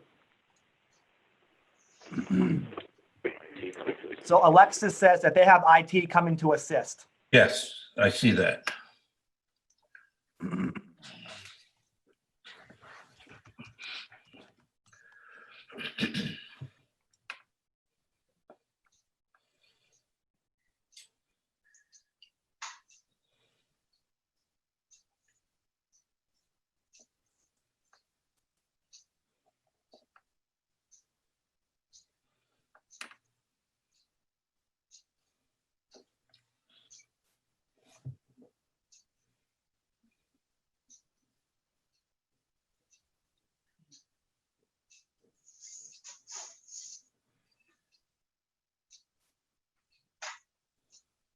Hey, Debbie. Hey, Debbie, can you hear me? Yes, I can. Hey, real quickly, this is city council stuff. Are we gonna continue to have city council at the First Presbyterian Church through July? Are you aware of that? ahead Not of sure time? yet. Not Like, sure so I yet. can get, okay. Okay. I believe it's going to be back here. I'm not 100% sure. And tomorrow is Pastor Pratt gonna? Yeah, I'm still waiting on that phone call. I gave, his secretary was out, so as soon as Okay, I hear thank you. something. Yeah. Thank you. I appreciate it. I was just wondering for future, when I line up the other guys to come in. I didn't, as long as they're having it first press, then it makes sense for their staff to do the invocation. Yeah, I will let you know as soon as I find out. All righty. Okay. Thank you. We're missing Derek Rooney. Is he going to be here? Yeah, he's in our office. He's with community development. Okay, he's at community development. Okay. He is currently at the vending machines. Yeah.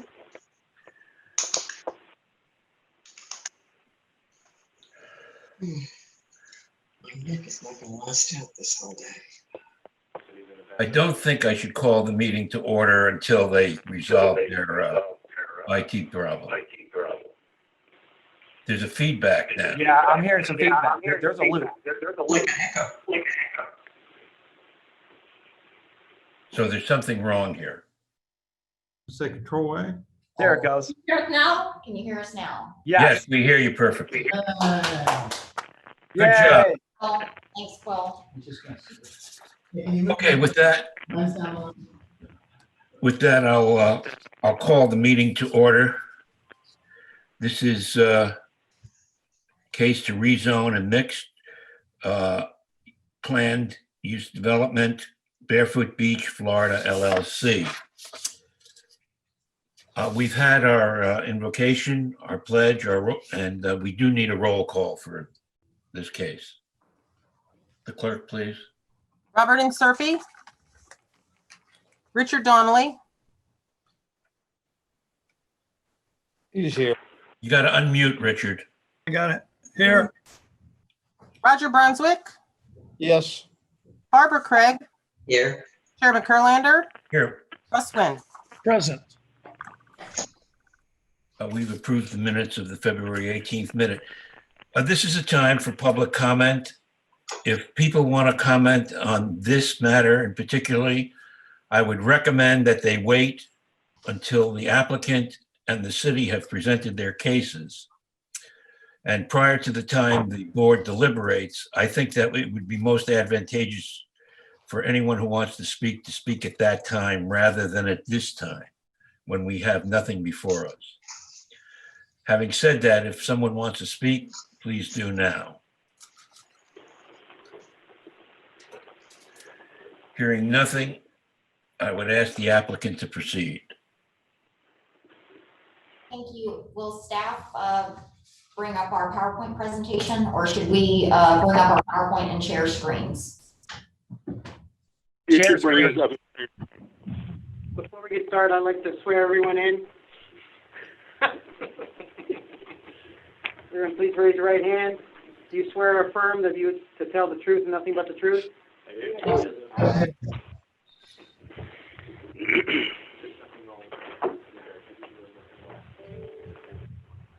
Is staff bringing up the PowerPoint presentation, or are we? Share the screen? Just click share screen. Go ahead and bring it up on your side, Alexis, and just share your screen. Right.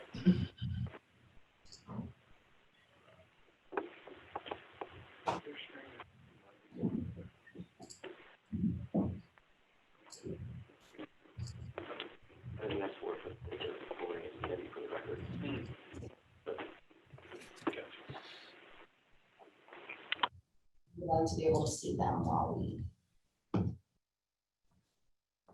All right. Can you do the gallery? We can do it. We're seeing them on their screen. Okay. All right. Good afternoon. I apologize for the lengthy time it took for us to get set up here. My name is Alexis Crespo. I'm representing the applicant. We are gathered here today at our office in downtown Fort Myers. The team is all here. Daniel Singh is actually on the phone. He was just forwarded the link by our staff recently, so he's hopefully able to listen along that way. Daniel Singh is the owner of the property. Jerry Miller is here in the room and representing the owner. Neil Montgomery is legal counsel. I am the planner for the project. James Lease, the architect, is with us, as well as Joe Harmon from RMEC Engineering, covering the civil engineering aspects.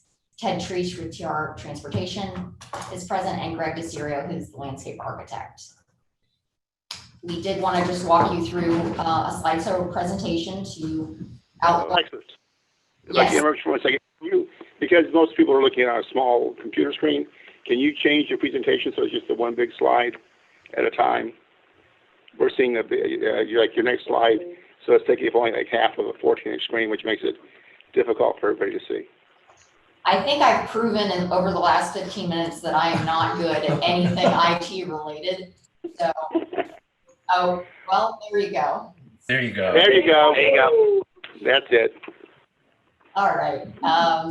So our presentation is going to walk you through the rezoning request before you today. We want to be thorough. We understand we have approximately 30 minutes to present, but we do want to walk through not only our master concept plan, but the details of our enhanced buffering, the architecture that we worked really diligently with the city on, and of course, compatibility when looking at an infill site of this nature and traffic impacts. So we'll walk you through that.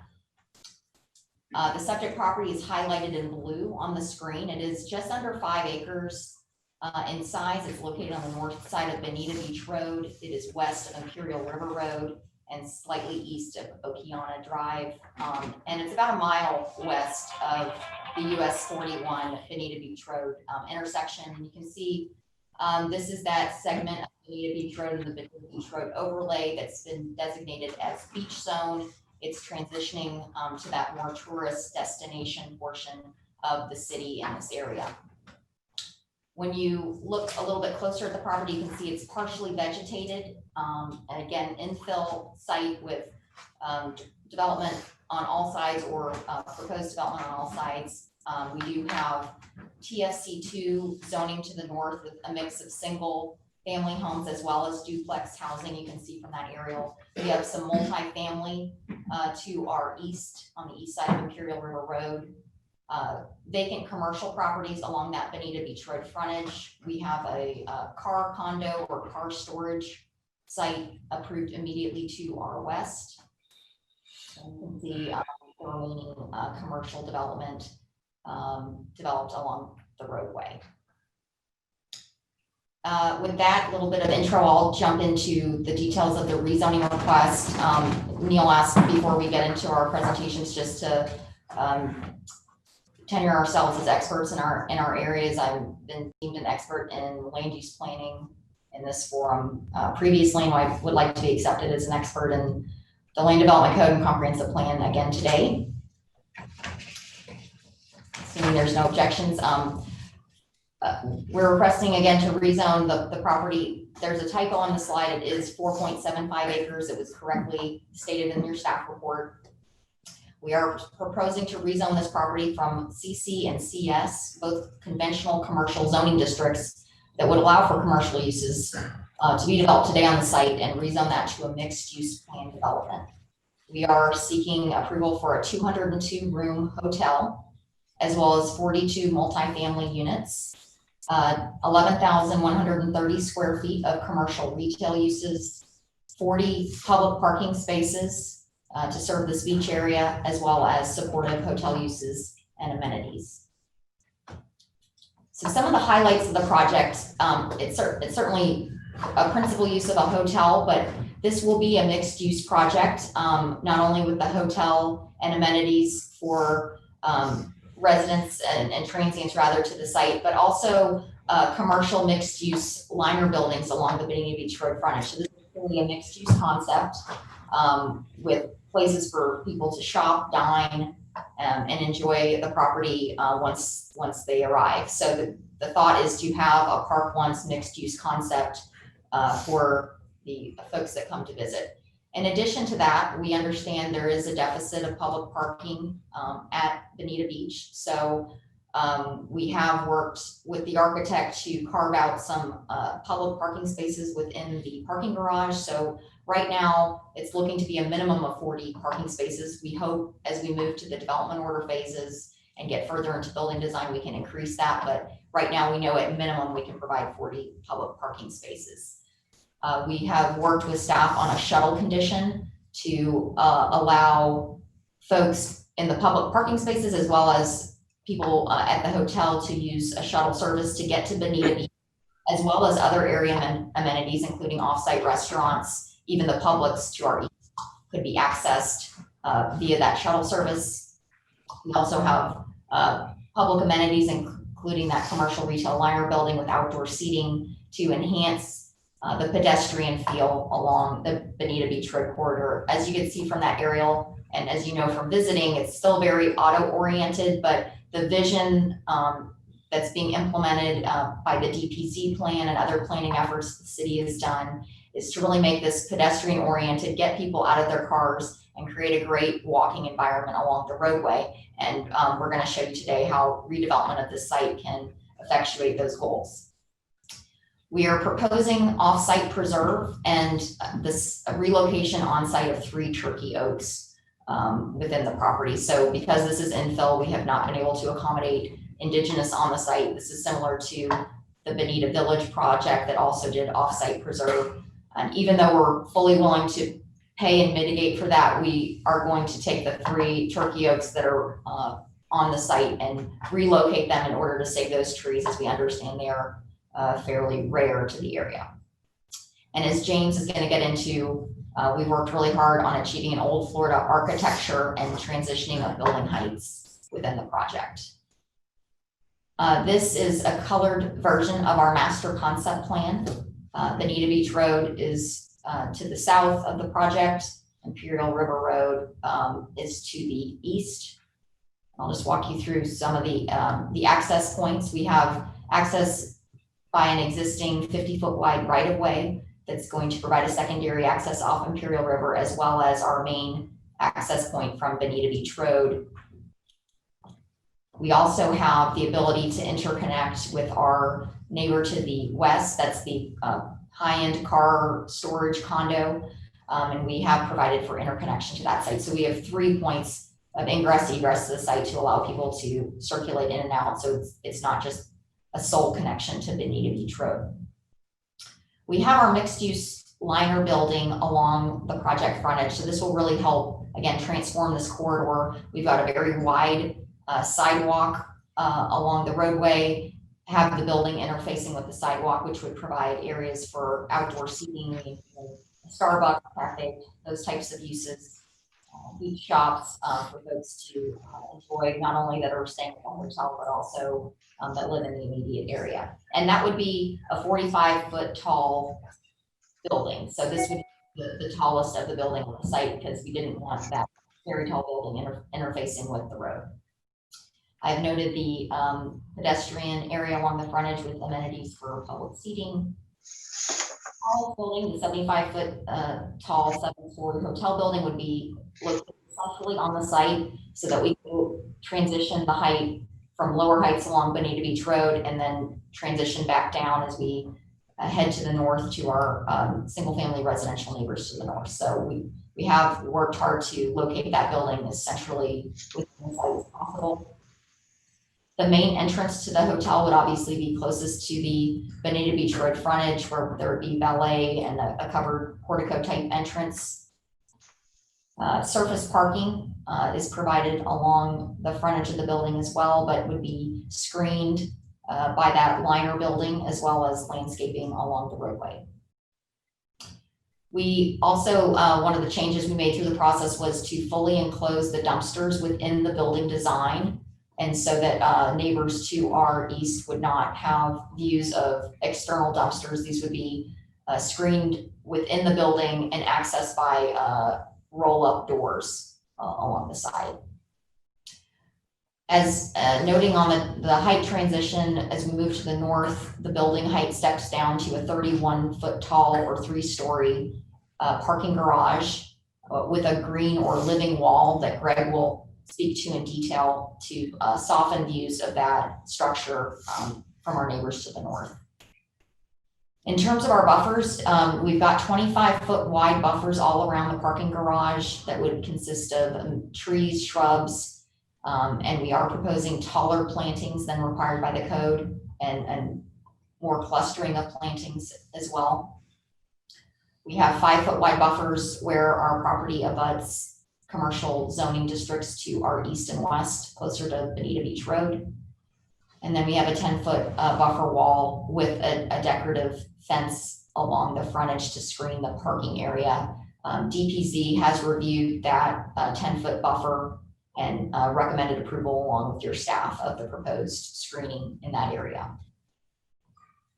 And then also of note in terms of compatibility, we've located the pool area on the south side of the hotel building. We are envisioning this to be elevated on the second or third floor of the building, but it would be separated from any residential uses to our north by the rest of the hotel building as well as the parking garage.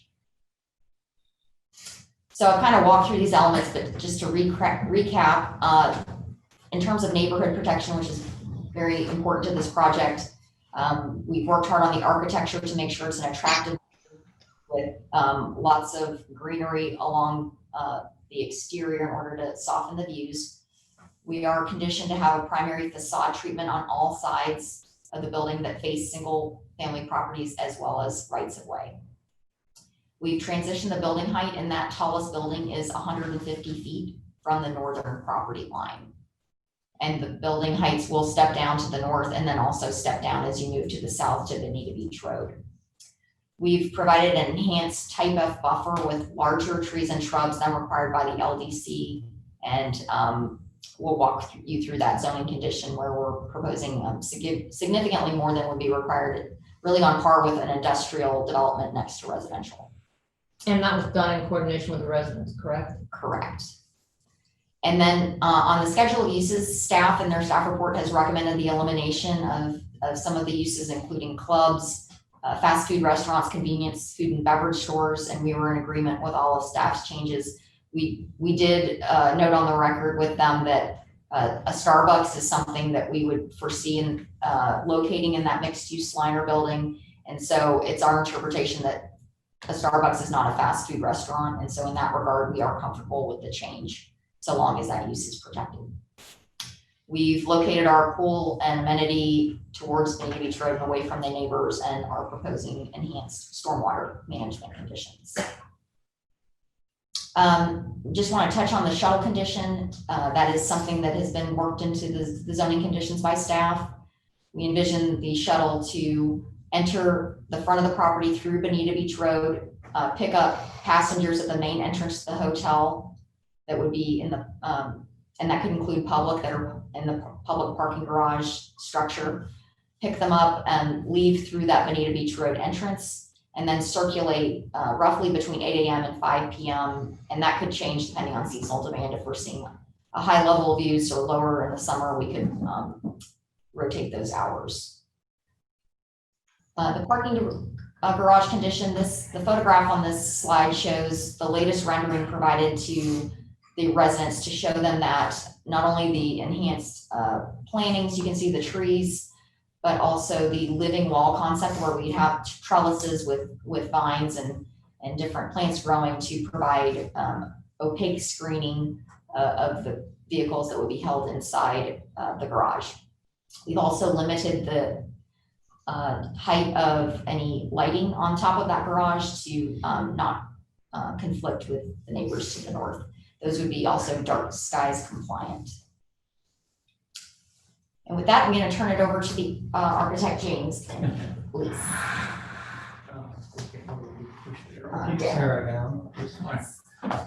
Here we go. I'm James Lease. I'm no longer an architect. I retired from that, but I have been doing illustrations and still continue doing design work for people. But so these are the illustrations that represent the plan and the elevations of the project at this point in the massing. And as you can see, I work with Sam Vince. I work with Sam on lots of different projects, and other just projects for him. He and I worked closely on this project to make sure that he was happy with the direction that this project was going. And so this is where we basically ended up. This view is sort of from the southwest, you might say. You can see the porte cochere sort of towards the left center there in front of the 7-story building. And then towards the right, we've got the 4-story building with the retail on that first floor. And separated or connected to it with a bridge at the second and third levels. I guess third and fourth levels, excuse me, third and fourth levels across to the tower on the other side. So if there's any other thoughts about or questions, we'll move ahead. So this is a sort of a look at that 4-story building. And I should say about that. There's lots of old Florida detailing in this thing that we've striven to get into the project. Sort of zooming in on that entry court area. Got a nice sculptural fountain in the beginning at the entryway.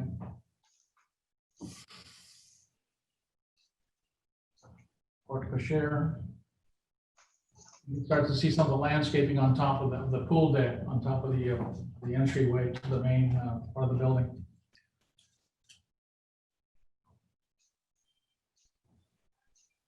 That's the pool deck. Okay.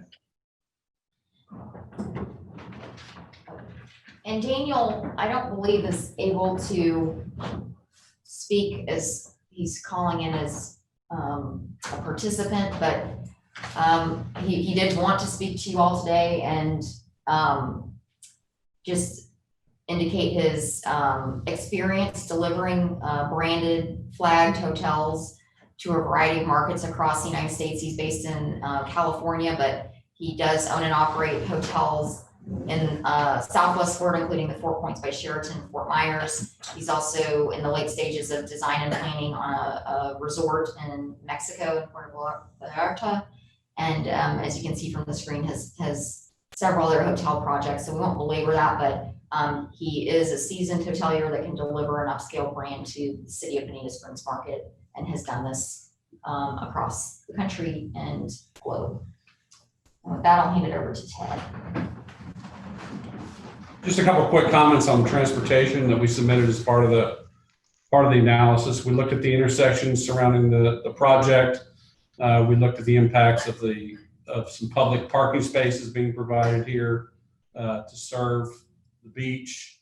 And as Alexis talked about, conditions regarding the shuttle service to help reduce the traffic impacts, which is something that we did not take into account. We wanted to analyze the worst case in terms of impacts, but obviously the shuttle will help reduce the traffic impacts that this project has on the roadway system, particularly during the peak season time periods. The analysis, and again, our study that we submitted, this project's been going on for quite some time, was based on some older traffic data. So I did plug in some new traffic data. The city has published some 2020 traffic data in the city's traffic count report, and I updated our tables yesterday as part of that. And actually conditions have improved in what was the analysis conducted back in 2019. The only segment that's shown to be at a level service F is actually east of 41.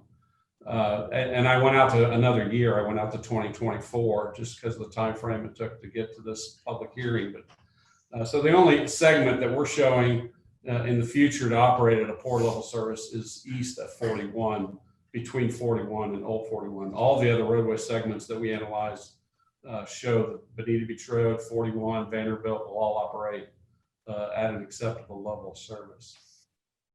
And again, Alexis talked about the side access drive locations. Bonita Beach Road is a county maintained facility. Once we come in for a development order in the city, we'll look at the turn lanes, et cetera, that serve that project as part of the permitting with Lee County DOT in terms of what turn lanes we're going to need at our site access. I know in the public meeting, one of the comments was, will there be a traffic signal at our entrance?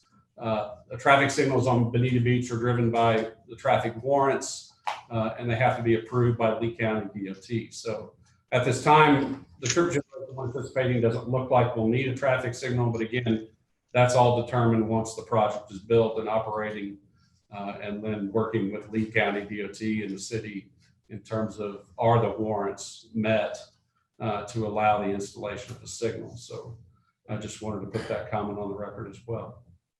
That's really all I had.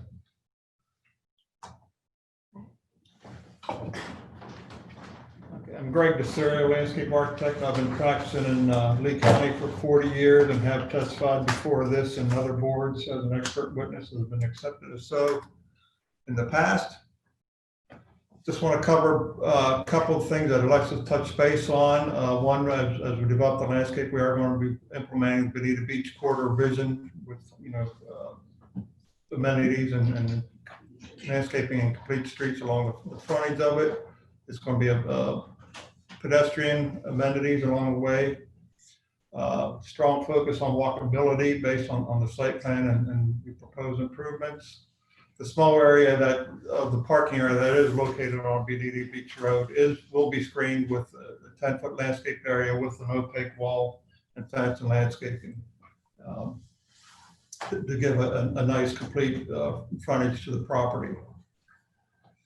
The enhanced northern buffer, the parking garage, we're going to provide an opaque screen on the parking garage. We're going to incorporate a green or ribbon wall type trellis design to enhance the visual appeal and allow plant material to grow up the height, as well as plantings on top of the garage to help conceal and augment all the buffer along there. It's a 25-foot enhanced buffer, double staggered road, planted at 48 inches and maintained at least 60 inches. 5 canopy trees per 100 lineal feet is your typical F buffer. We're proposing taller plant material going in at 12 to 14 foot. And in addition, we're adding 3 to 5 palm clusters, 12 to 18 foot of clear trunk per every 100 lineal feet along this buffer to really provide a visual screen for the residents to the north. This is a quick sight line diagram showing the height of the parking garage, and if you were standing in the residence's backyard, a couple different height lines. Once the vegetation is maturing, it will do a very good job of screening the parking facility. And then James has developed a couple concepts here that really show that's roughly what at time of planting. And then as the vegetation grows and matures, again, provide a nice visual buffer.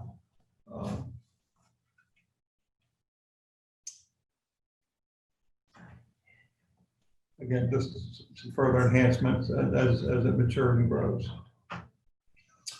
There are, we did go to Heritage, to the Tree Advisory Board to remove some heritage trees that are on site.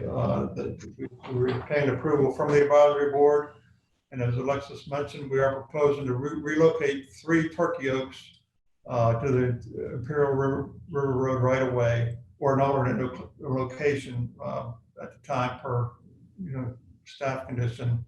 There's ample space right there in the right of way to provide that relocation of these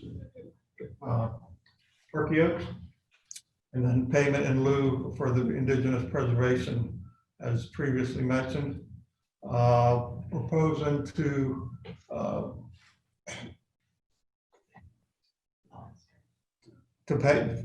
mitigate for 0.71 acres, which is 0.11 acres above what's I think was required, as well as paying for the 7 years of monitoring for that. This fee will be required prior to the issuance of the first development order of the property. And with that, I'll turn it over to Joe for the water main.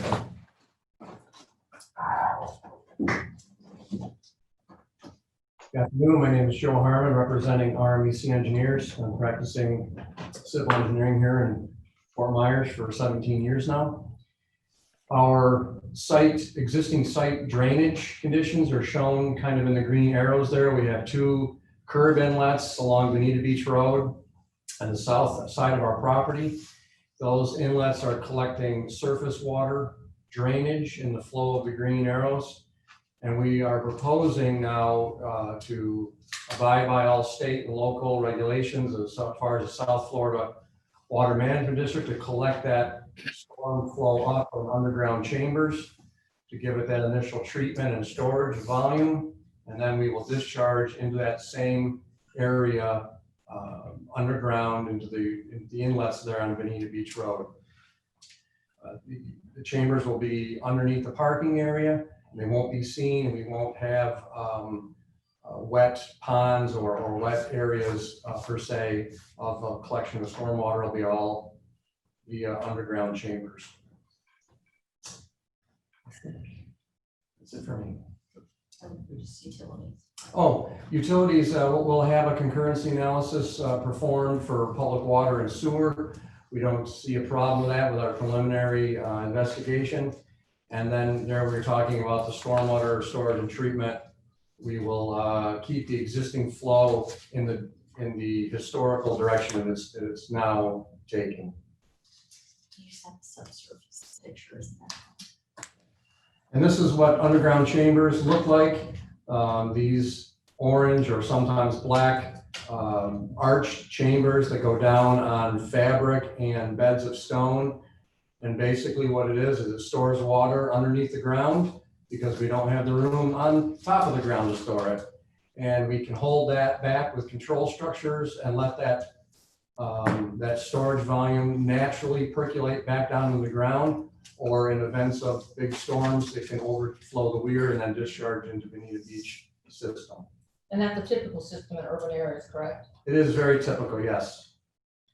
Sorry, it's very typical. We use these all the time, more and more as land becomes more valuable. We're using these under parking and under fields and in grass area to enhance and increase our storage volumes.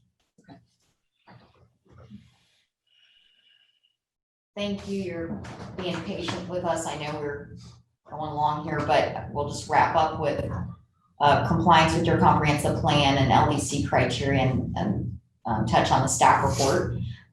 There's extensive backup attached to your package. We are in agreement with staff that the proposed rezoning is entirely consistent with the goals, objectives, and policies within the Bonita Springs comprehensive plan.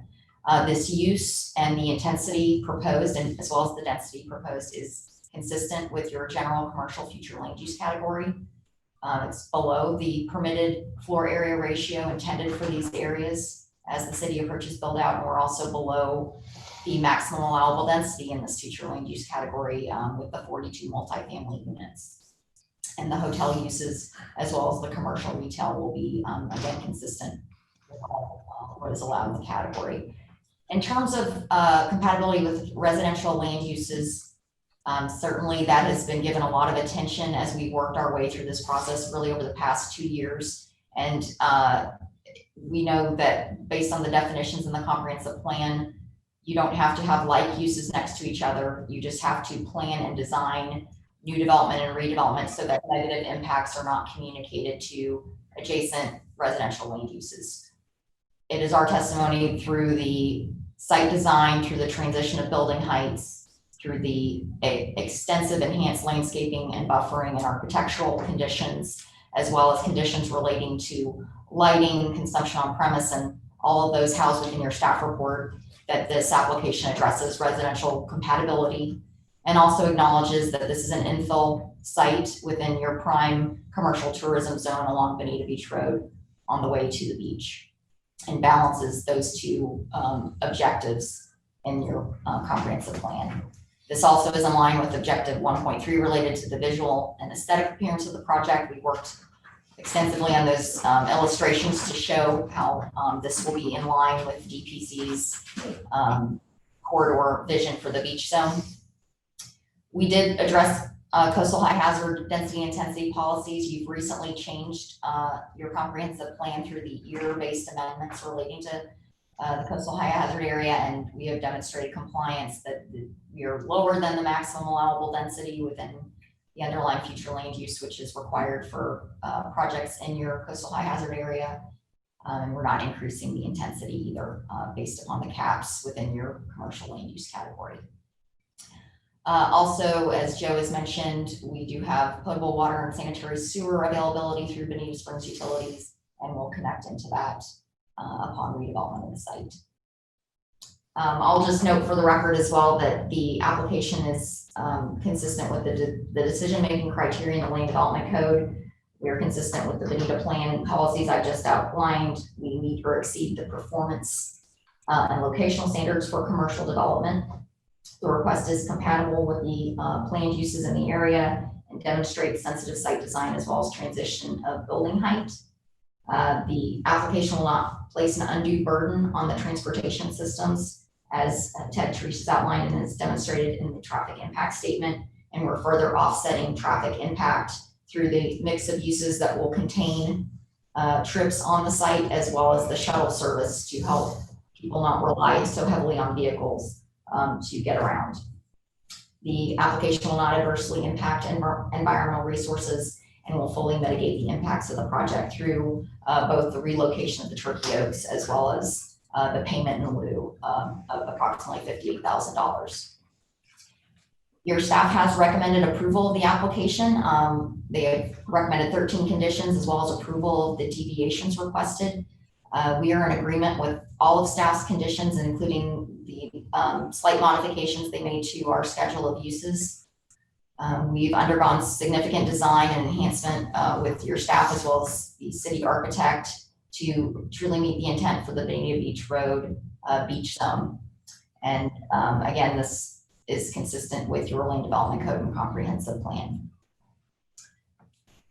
With that, we're happy to answer any questions. Give this one back. Are there any questions from the board?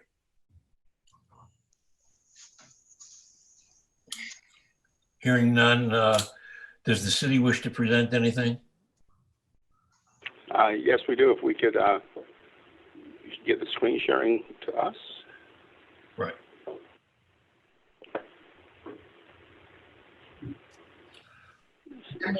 like to provide rebuttal testimony at the end of any public input, there should be. No, I took it back. Before I go to poll. Yeah, or else it'll. Go ahead, Jay.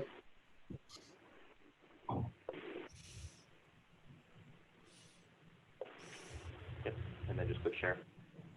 Or you can do that. I just need to, Nope. Just drag it. Drag it over. and then I want to start. Slideshow from beginning.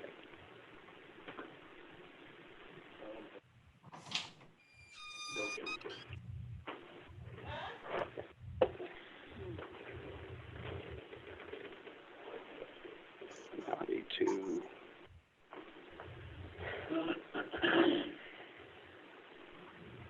Why is this not? Go to the display settings up top. Here. Display settings, I think. Might be where it helps. There we go. Better.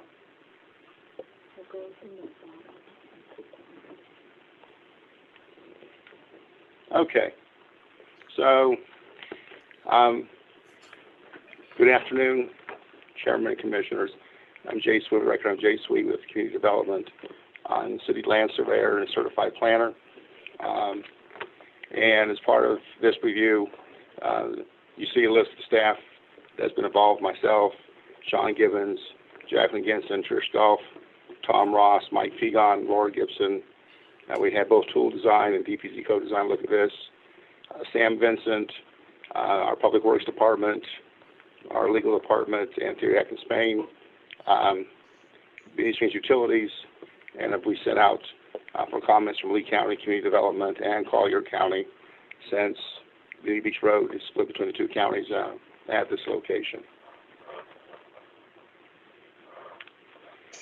This is rezoned approximately 4.75 acres from CC Community Commercial District to a mixed-use plan development to allow a 202-room hotel and 42 multifamily dwelling units with 11,130 square feet of commercial space. As the applicant has already showed you, it is located on Bonita Beach Road between, I should say, I'll give you, this place here is the Taco Mix Restaurant, to give you a land. Here's Imperial Shores, so to give you a reference there for its location. The property is currently general commercial in our land use plan. The zoning designation to the north is TFC2 for single and duplex. To the east is TFC2. To the south is Collier County, and to the west is a commercial plan development. As previously stated, it was approved for a call it a man cave car condo concept. This is their proposed site plan, and staff has worked with them. There's been many modifications of this over time. There is still, in the conditions of approval, you will see there's still a few modifications, but they've already agreed to do that. So when staff reviewed the requested uses, we evaluated all of them and found that some of them we thought were inappropriate for this specific location. We have crossed them out. The applicant has agreed.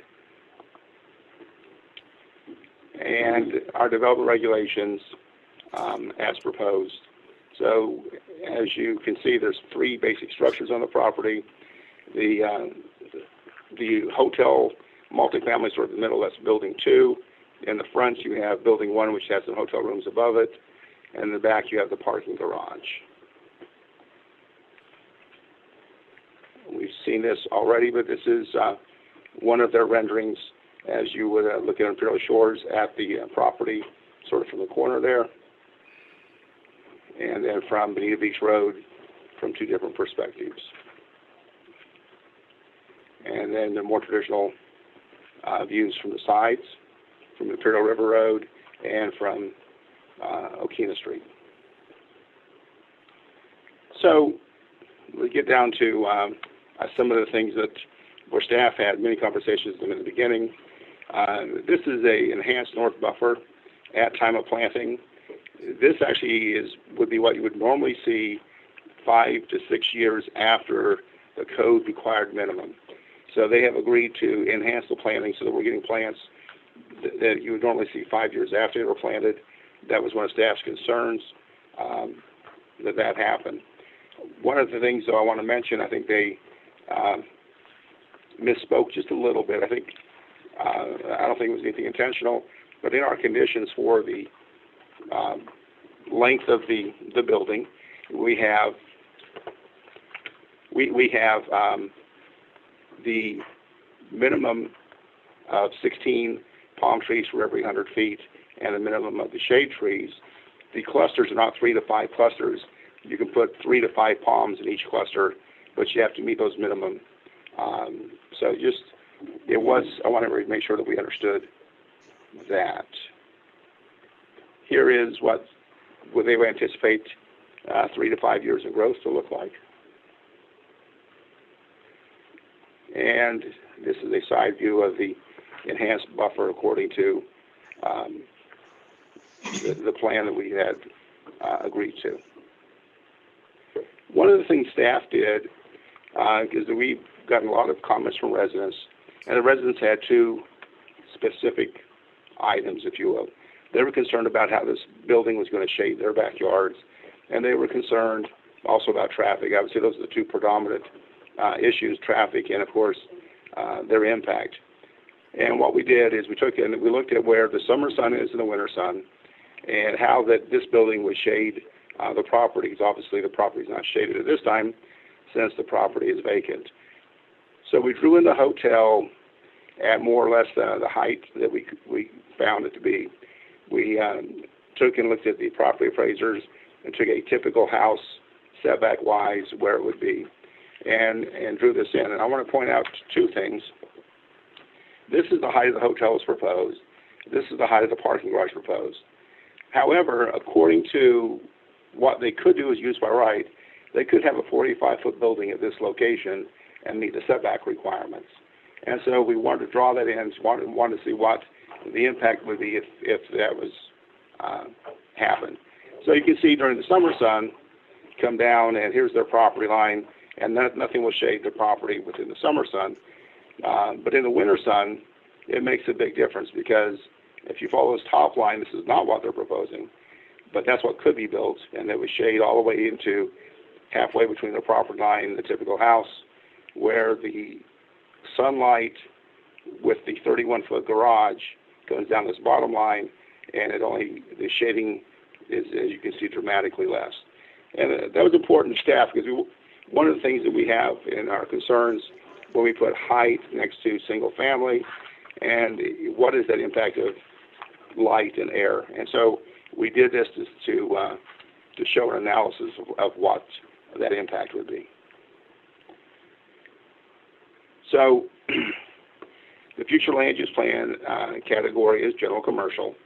The appropriate uses are hotels and single multifamily units, and with the mixed use with the commercial.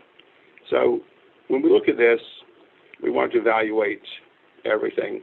You saw that we did put the 75-foot structure that they're asking for, and so we have, I think, made an evaluation whether or not that has a detrimental impact to the adjacent residential as part of our review. The conservation coastal management, the residential density is less than the max permitted. The hotel count's not subject to density or conversions to the PD process. There are gopher tortoises to be removed in accordance with Florida Wildlife Commission requirements.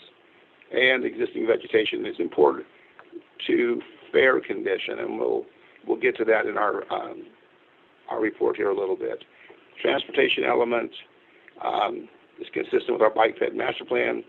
The shuttle service is a benefit to the city, and of course, Biddy Beach Road is county owned. Water, sewer are available, and they are not using any TERs for their density. So they are seeking deviation from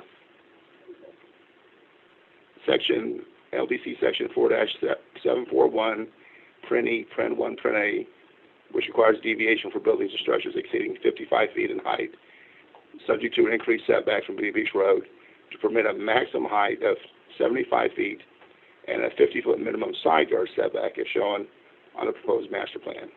So the way that the setbacks work, once you exceed a certain height, you got to, basically it's 1 for 1. You increase the height, you move over a height. They are asking for this deviation, both for the height and for 50-foot minimum side yard setback requirement. Justification only applies to the central building, which is building number 2. There's a gradual transition in height to the residential to the north, and they have enhanced design features, including buffers and other design standards. So deviation number 2 is from LDC section 3-418D6, which requires that roads, drives, or parking areas located less than 125 feet from a residential lots, a solid wall or combination berm, and solid wall of not less than 8 feet in height must be constructed. So along the north property line, obviously the parking is closer than that. Staff has felt that based on that wall being there, and I get to the justification, but this is where we get to the additional trees. So we have a minimum of 5 trees and 18 shrubs per 100 linear feet to allow side yard parking garage in lieu of a wall. So basically we're going to use the garage space as the wall instead of putting a wall out there and trying to landscape in between. The parking garage is 31 feet in height. It's 25 feet from the property line. And so with the minimum of 5 trees and 18 shrubs, the proposed design of placing parking garage along the north property line provides an effective opaque visual screening for the surface parking residential uses. So in short, with the augmentation of the parking and with their building design, we felt that actually using the parking garage wall made more sense than putting a separate wall in, as it affects the ability to provide that larger green space for the residents. Deviation 3, LDC section 3-417 requires a minimum 20% of the development to serve as open space to allow for 15% of the site to serve as open space. So this is one of the first buildings that we have that are really very urbanized, and with that, it is in walking distance to the beach. We're looking to encourage a certain ambiance, if you will, streetscape. And so staff is in favor of this because it is infill and it will be served. I'll just go ahead and read it. In walking distance of Bonita Beach, it's well served by existing planned and public infrastructure and services. In order to maximize this investment in public infrastructure by the city and Lee County, the applicant is proposing a reduced on-site open space in exchange for on-site public parking to accommodate the beach patrons and tourists. This site will contain attractive native vegetation, the landscape buffers, and building perimeter plantings. Additionally, the enhanced architectural design will ensure attractive development pattern. Deviation 4, which is released from section 3-417B1A, which requires a minimum of 50% of the required open space as indigenous to allow for off-site mitigation and payment in lieu of. As we talked about before in the applicant, their report for environmental shows that there are some turkey oaks. Our environmentalists have been out there and they are rare to this area. The applicant's willing to relocate those versus trying to, replant. And they've also offered to contribute funds to purchase property for restoration of other lands. So, again, we find this to be compatible with what the overall intent and goals are.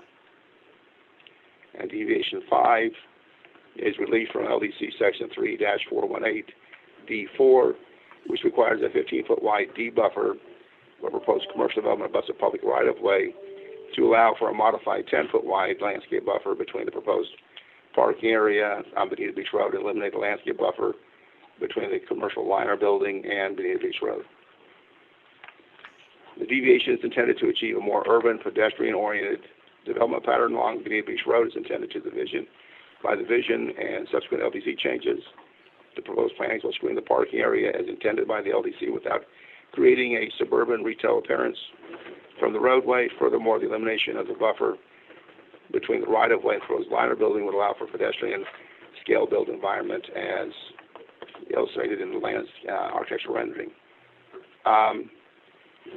A note to this is that we still, and they have agreed to move the parking spaces back the additional 5 feet to accommodate that, but this will still eliminate the requirement for the buffer for the on-street building.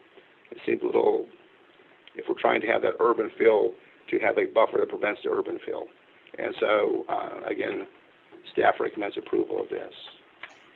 So, as part of our review, we went through and we evaluated everything against the comprehensive plan. Did it comply with the LDC? And check it did. Does it meet or exceed performance standards and location standards? And check it did. Density consistent with the plan? And check it did. Compatible with the planned uses and surrounding areas? Again, it does. Will not place an undue burden on infrastructure? Check. Adverse effects on the environmental critical areas? Not so good. Adverse available public facilities? Check. Deviations will enhance the objective of the plan development request? Check. And compliance with the LDC 4-746 for the project percentages for MPDs. So let's go back to the adverse effect on the environmental critical areas. And we have a note down here which I think sort of explains it. The site contains some rare unique habitat, and it's very unique to this area, and it contains heritage trees. So compensation for off-site mitigation is proposed, as well as replacement of heritage trees with 20-foot specimens and relocation of the rare turkey oaks. We feel that that is an appropriate compromise, if you will, to allow the use of the property, because these are rare and unique. These are not, something that is specifically protected by state statute, but they are rare and unique to the area, and they are worthy of our respect and worthy of our attempt to save them. And so we felt this was an opportunity to do that. And so staff recommends approval, subject to the conditions outlined in the staff report. And here's our conditions. We can run through them, but they're in the staff report. The only question that we have for the applicant is our last site plan we had showed 42 spaces instead of 40 for the public. I know they said they think they're going to have more. That's not necessarily a sticking point, but we would like to get that, make sure that we're all on the same page. I'll go ahead and run through these real quick. The deviations, unless they've got a deviation, they have to meet all the standards of the LDC. The plan must be consistent with the MCP. We've agreed upon allowable uses. We've agreed upon the development regulations as outlined in the staff report. Any additional hotel units to be converted to multifamily requires approval at a public hearing. So we don't want somebody to come in and say we want to convert or change our requirements, and the answer to that is that requires a new public hearing. Applicants agreed. Environmental, we have relocation of the turkey oaks, the off-site mitigation, the fish and wildlife permit for gopher tortoises, a condition that we can harvest species 45 days prior to clearing, so that some of the other rare and unique plants, and there are people who would like to, and not just people, but different clubs and horticulturists would like to save some of those, an opportunity that exists for them to harvest those and take them off-site. We have the condition for the shuttle service, enhanced buffer along the northern property line, the architecture consistent with the renderings, our parking structure, the enhanced facade treatment on all sides, the top floor lighting not to exceed the height of the wall. And that was one of the things nobody really pointed out well enough, is that so there's basically a wall so that when the car comes in and parks on the top floor that doesn't have a roof, headlights aren't shining into the neighborhood. We also want to limit the ambient lighting up there for the purpose of people walking around, basically like a ballard or whatever, so that the lighting would be downward and would not be any higher than the wall that protects the headlights from going out. Again, that's a protection for the neighborhood. And then we want to row plantings along the top floor, which the applicant has wants to do the green wall. The surface parking is designed consistent with our BBR standards, which we talked about moving this section 5 feet back.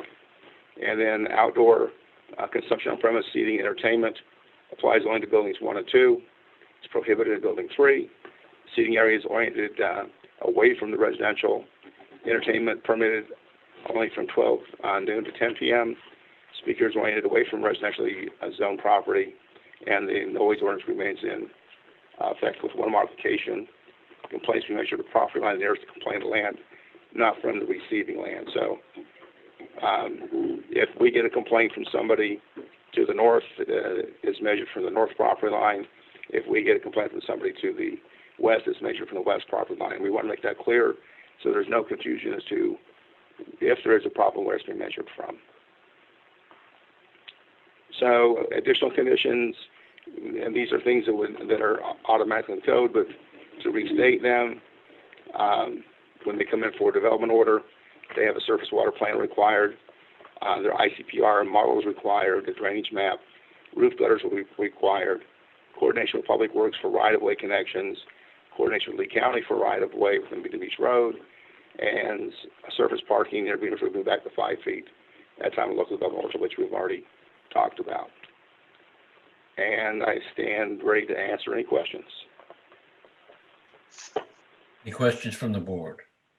I actually have a couple, or if that's okay. Please.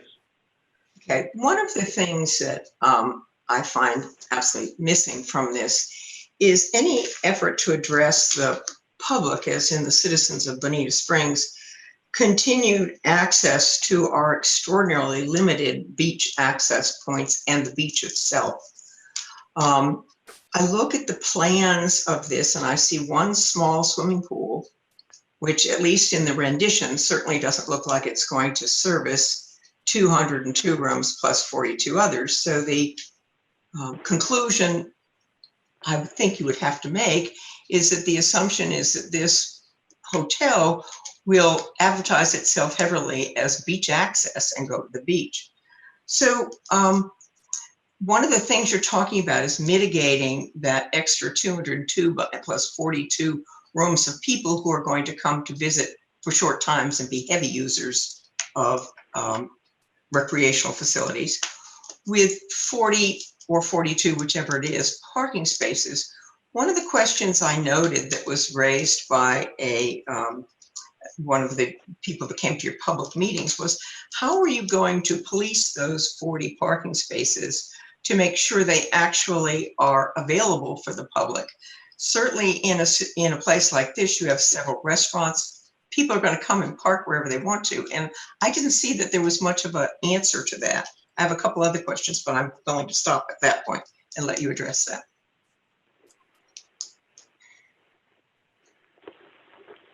I think that's something that certain details would need to be worked out, but one of the things we've talked about with the applicant is that it's also a revenue stream for them. I don't know what they're going to charge, but you park and then you get on the shuttle and you go up and come back. Nobody said it has to be for free. The other thing is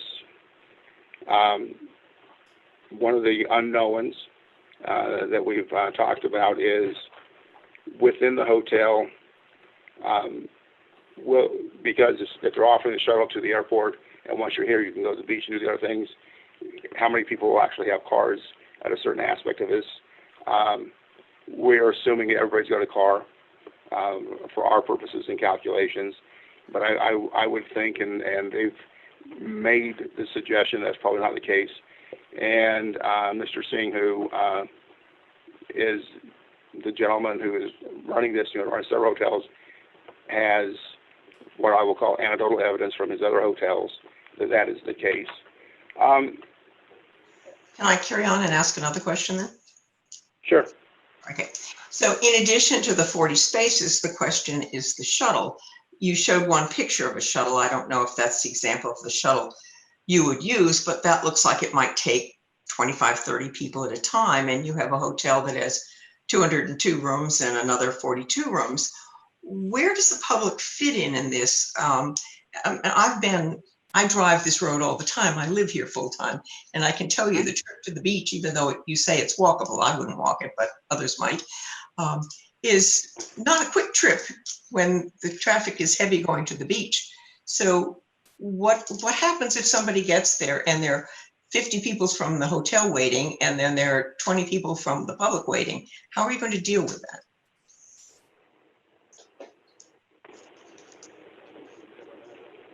So I think there's two things here. I think one of the reasons it can work here, I'm going to ask the applicant to respond to this because this is part of their operational aspect. But one of the things that goes on here is that this is one of the few places that I believe it can work because the location of the facility is close enough to the beach that it can work. When you're on the other side of 41 and you're coming through, you're trying to get through the different intersections and past some of those things, the length of time, if you're coming from 75, it just takes forever. But when you're here, and if they're only going to, I'm assuming they're going to just the nearest beach there, and then making their U-turn, dropping people off and coming back, it's a relatively short, and I see this from my own anecdotal experience, when I want to go to that area during season, I go down 41 to Woods Edge, and I come up to Vanderbilt, because if I get to Vanderbilt, then it's really easy to go. And so when they're already to the west of Vanderbilt, I believe that it's one of the, location-wise, it's one of the few locations that would really work. As far as the operation of it, that's something that I'll ask the applicant to respond to. Daniel, did you want to respond to that, or do you want us to respond from our location? Yeah. So Daniel, I'm not sure if you can respond, but this is Jerry Miller with the applicant. And I would like to point out in the last year or two or three, Daniel's experience at his other hotels is they're way over. The national trend right now is more like 0.7 for the spaces. So, and that's partly with the advent of and popularity of Uber and Lyft, and a lot of people going to locations through other methods. So we're pretty confident. I'm not making any promises, but we're very confident that we are going to be able to offer more than 40 spaces. And as far as the shuttle, it's going to have different head times. It's not going to be a once every hour. We're working out the schedule, whether it's going to be 3 times every 20 minutes, something along those lines.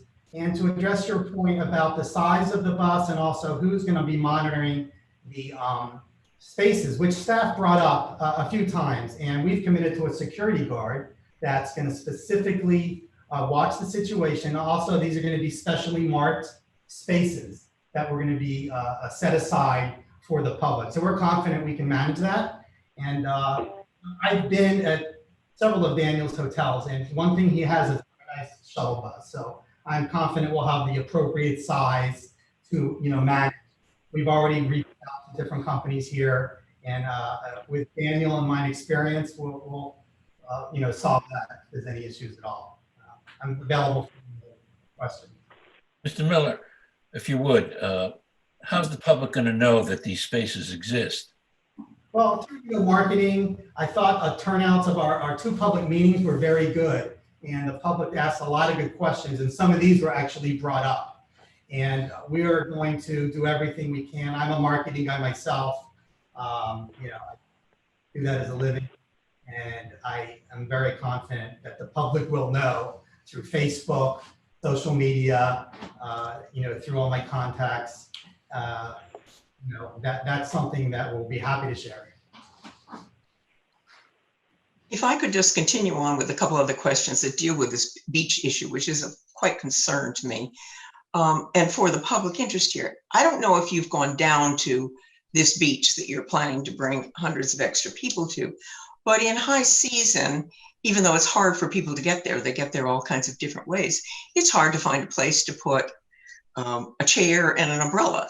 It's really crowded to start. And if you have high tides, which we do at least twice a month, and 2 days around that, it can be that much harder. So what you're suggesting doing here is taking a private entity and using a public good, which is the very limited public access we have here in Bonita Springs, for private profit. And I don't have any problem with that as long as the public still is going to have adequate access, because this is part of what the citizens of Bonita Springs think of as their good, not a private good. So, and it's very limited because it's mostly houses all along that whole road with 2 or 3 tiny, like 8 to 10, in one case, 15 parking spaces other than this. So it's not a big access route, and there are no facilities like you got to bring your own chair and your own umbrella and all that stuff with you. There's one little place, Docks, that rents some of these, and maybe it'll ramp up and rent for you. But it strikes me as this is putting an awful additional load on an already overburdened public good. Well, I can only say that I'm a big fan of the beach. I go there at different hours. It's crowded, obviously more than at other times in the morning. So we're not bringing, tons of additional people in town here. I think we're just kind of filling a need. And even over Docks, I think some of their employees might utilize our parking that he's very thankful that we're going to have. So I think it's a win-win as far as the extra parking that we're supplying for the neighbors and for the public and for the hotel guests.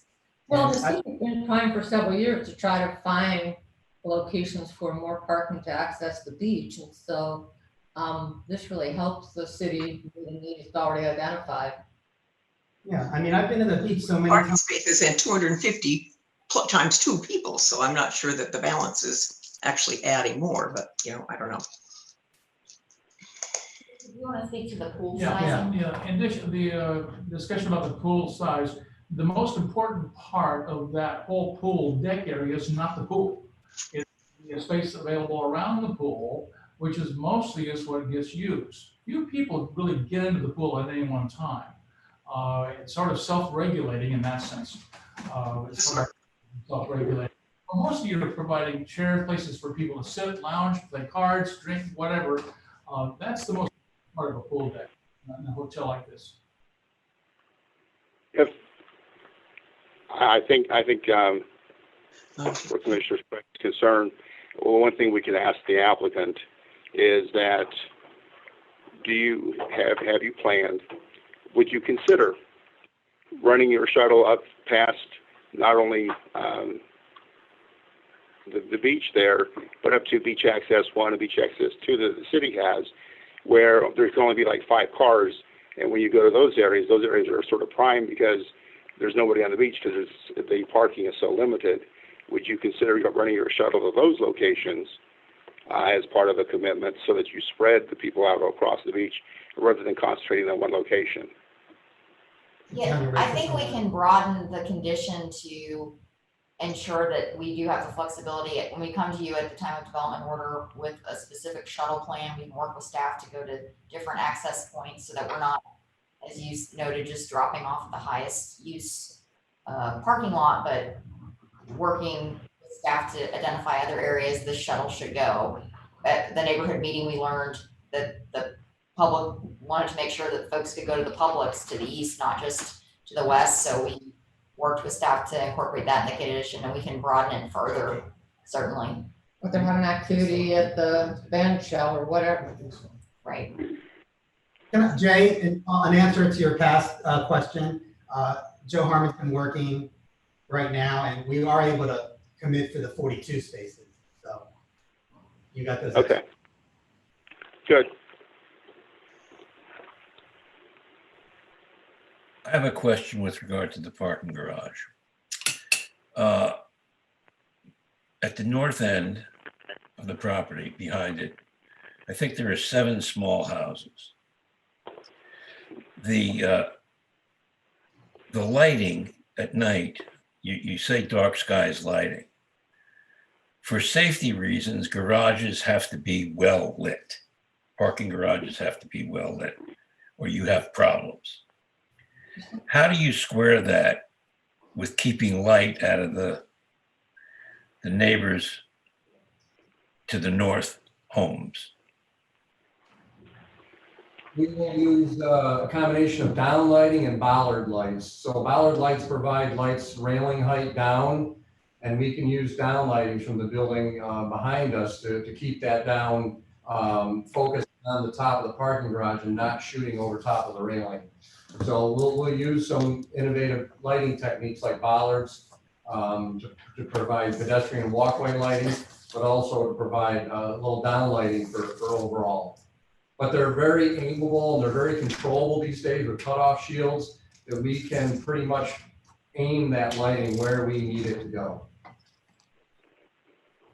Thank you. And from our perspective, when they come with their DOE under dark skies, they have to give us a lighting plan that shows us the looms and where they hit in order to get approval. Correct.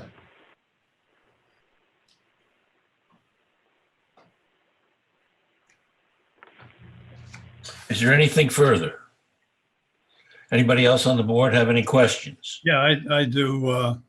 Please, Richard.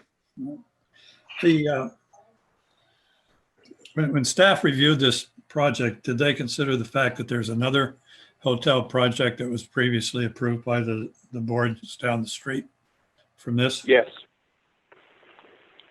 Is that a concern? No. Why? Well, for a couple of reasons, and I'm going to let the applicant speak to this also. Part of getting a hotel and having a hotel be successful is getting a flag for the hotel. And it's our understanding that Mr. Singh already has a flag for this hotel. The other applicant whose approval is coming up on 4 years does not have a flag for his hotel. And that makes all the difference in the world of getting funding and getting and building it. And it's not that people don't build independent hotels, they do all the time. But in a competitive hotel market, it does make the difference. And, there's where we're coming from. Even so, I think the overall demand has been locally for a long time that we're way short in hotel rooms this season. So I don't see it as an issue. And I would anticipate over time that there'll be some redesigns. It would make sense to me. But again, here's somebody who has come forward not only with a plan, but with his, for lack of a better word, ducks in a row. And beside that, we don't regulate competition.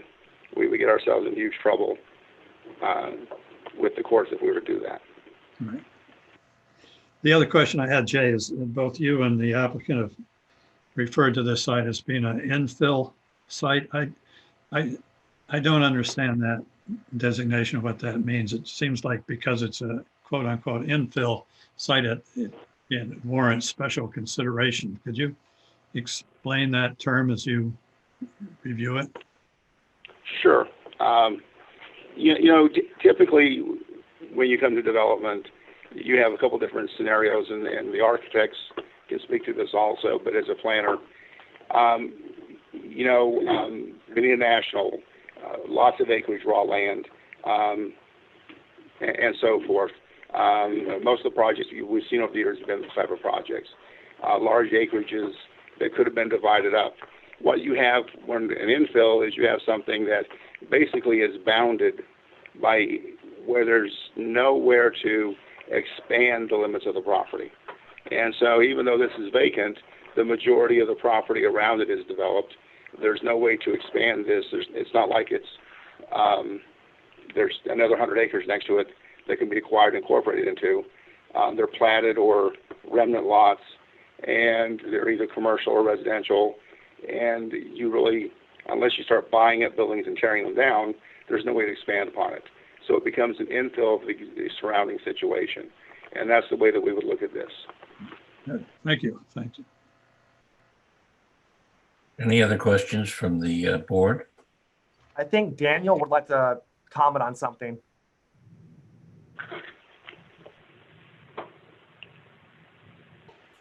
Daniel? Can you hear? Yeah. He's sent me some messages. If you don't mind, applicants, I'm going to send it over to you guys via the chat. We have them. Okay. At least I do. Great. Awesome. Okay. He doesn't have a meeting ID. Addison, are you going to provide him with the code to get into the meeting? Or I could just read. We could just He's read it. here. It's just he doesn't have audio, it seems like. Well, I can go ahead and read. He's here. He's in the meeting. Yes, he's in the meeting. Yes, he has his hand raised. So Somebody send him a text and tell him to unmute his in the left-hand corner. He may not have Yeah. computer audio. He may need to call in. Yeah, and meanwhile, I can read his comments, and that might suffice for now, if that's okay. Okay. Sure. So, based upon our market information, visitors staying at hotels outside the city of Bonita Springs. Therefore, there is leakage. Visitors who are visiting the beaches are individually on their way to the beach. The location of the hotel will bring the visitors closer and congregate it in one location, alleviating traffic congestion by having one shuttle going back and forth as opposed to many cars. Augment that. Thank you. He's connecting to audio right now.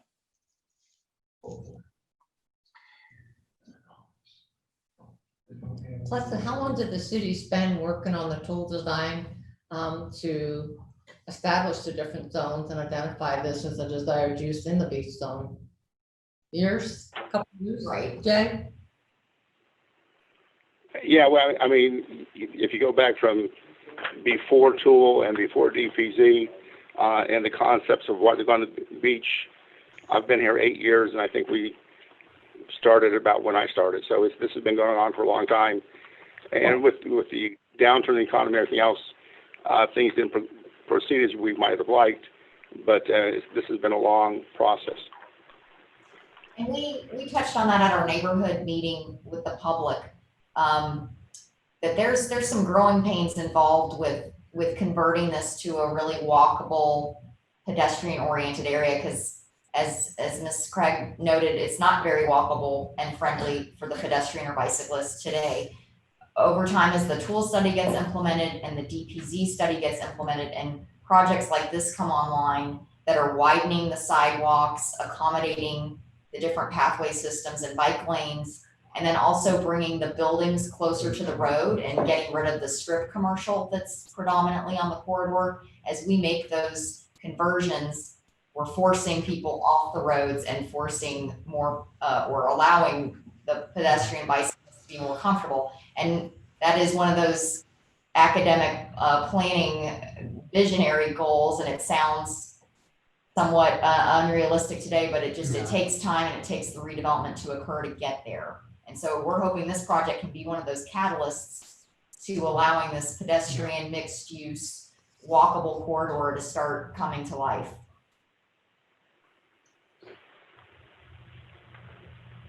Question for Jay. Mr. Donnelly asked about the other hotel. Has anything been done since it was approved to move it forward? So I don't know what all the applicant has done. The applicant has been in conversation with us here recently. They're thinking about making some changes, going in I don't want to say a different direction, but a little bit different design concept. They have not submitted plans. They ran some preliminary things by us. We gave them some direction, but I would anticipate we'd see something in the future.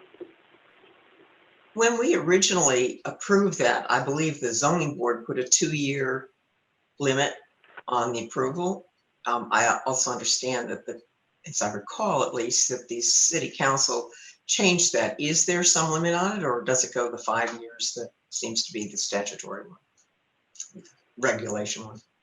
It does the 5-year statutory. So You know, So if nothing is done in Terry 5 Street was the one years, with- if nothing is done in 5 years, it would have to come back for reapproval. Right. I do know that a couple of, at least a few units anyways, have been sold. There is a marketing plan. They are actively selling, but this virus has kind of put the kibosh on everything as far as further development. They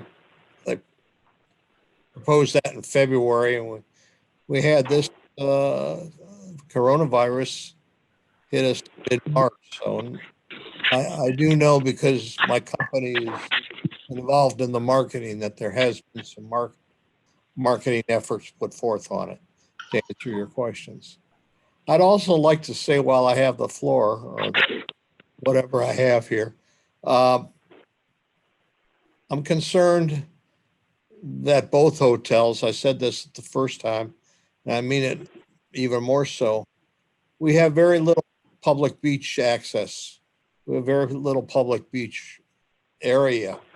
And this further is going to complicate it. And I think the next thing that's going to happen is we're going to find that Mr. Singh and the other hotel operator are going to want public restrooms added, maybe liquor service, food and beverage service, I should say, added. And it's going to further complicate that, along with the horrible traffic and no way to widen Bonita Beach Road, is going to make a miserable time for the residents that live on the beach and the ones that transverse Hickory Boulevard and Bonita Beach.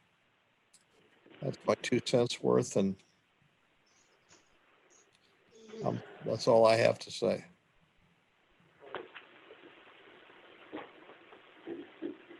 Anybody else from the board wish to speak? I would recommend that the applicant hold their rebuttal until we hear from the public, and then we'll give time for you to offer your rebuttal. Is that satisfactory? Yes. Okay. So whoever is managing the public side of this, please allow them to speak now, and identify yourself with your name and your address, please. All right, we have 4 members of the public that would like to speak. We're going to start with Alan here. Just give me 1 second. Thank you very much. You're welcome. Hello, can you hear me? Perfectly. Good. My name is Alan Cody. Address is 3570 Bonita Beach Road. I built and own the Welcome Center there 10 years ago, which was around, no, I guess that was, 10 years ago is when I built it. 20 years ago was when we were putting together Bonita Village. And 20 years ago was when we were working on incorporating the city and rezoning Old 41, which was working pretty well until Simon came along and said they were going to open Coconut Point. And then we had this big whooshing sound of all the merchants that had planned to come on Old 41 all went to Coconut Point. Anyway, the reason that I got involved in this is because when I opened the Welcome Center, I would run it myself and sell real estate out of it, but mostly answer questions all day long. And the most common question I got was, where can we park at the beach? And of course, then I would tell them that they might be able to get a beach parking permit down on Veterans Way down in Bonita, in Naples. And that worked out pretty well, except that now Collier County has eliminated that. And so anybody who wants to go to the beach has got to either pay the $8 at Barefoot or pay by the meter over in the Lee County, the city park of the beach. So I tried to convince the city back in 2014 to buy this property so that we could have more beach access. But at that time, the intent was to work on Old 41. And this was Old 41 now finally 20 years later is starting to come around, and it's coming around very nicely, but it's taken a long time. we have a number of properties that we rent out and through the agency. And I was explaining that in all the years, the 20 years that I've been in Bonita, I've never had anybody ask me to rent a place near Old 41. When people want to come to Bonita, they want to rent a place near the beach. So the original plan was we bought the 5 acres and we were going to sell 3 of them to a hotel developer and keep 2 of them for a beach parking. Well, as things happen in life, our major partner died and the heirs didn't want to have any involvement with the parking lot. And so we had to sell the property to Mr. Singh. And Mr. Singh was very conscious of our problem in Bonita because he was trying to buy a house in Barefoot Beach. And when his friends came to visit, he would try to take them to the beach to show them the beach. There was nowhere to park. So he understood what the problem was. We were going to keep enough, you can park 100 cars on 1 acre. That's the size of the Bonita Barefoot parking lot. If you go and measure that, it's exactly an acre. It seats about 98 cars.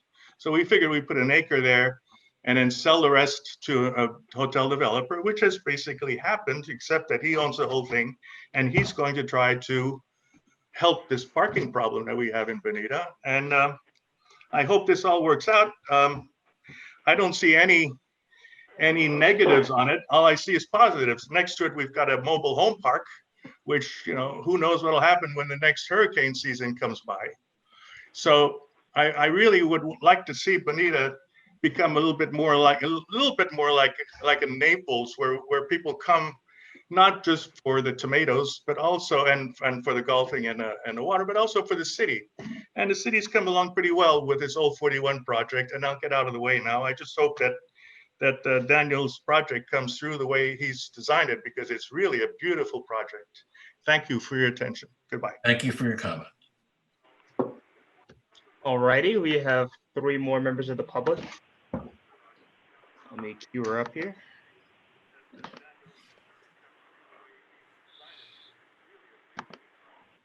All right, Marlene, you can speak now. Hi. Hi, can you hear me all right? Yes. Can you hear me? Yes, you hear. Okay, thanks. So I'm Marlene Rodak. I'm with the Florida Native Plant Society, the local chapter and the state chapter, and I live at 4108 Tahoon Holly Court. So I have a prepared statement that just says, today, as we look back in time, was it a mistake to approve developments on land like Quinn Street? If we had to do it over again, would we make the same decisions? This project before you today will pave over the last of 2 species of plants that we know of in Lee County. Although we may be able to move them, the closest suitable property is in Collier County.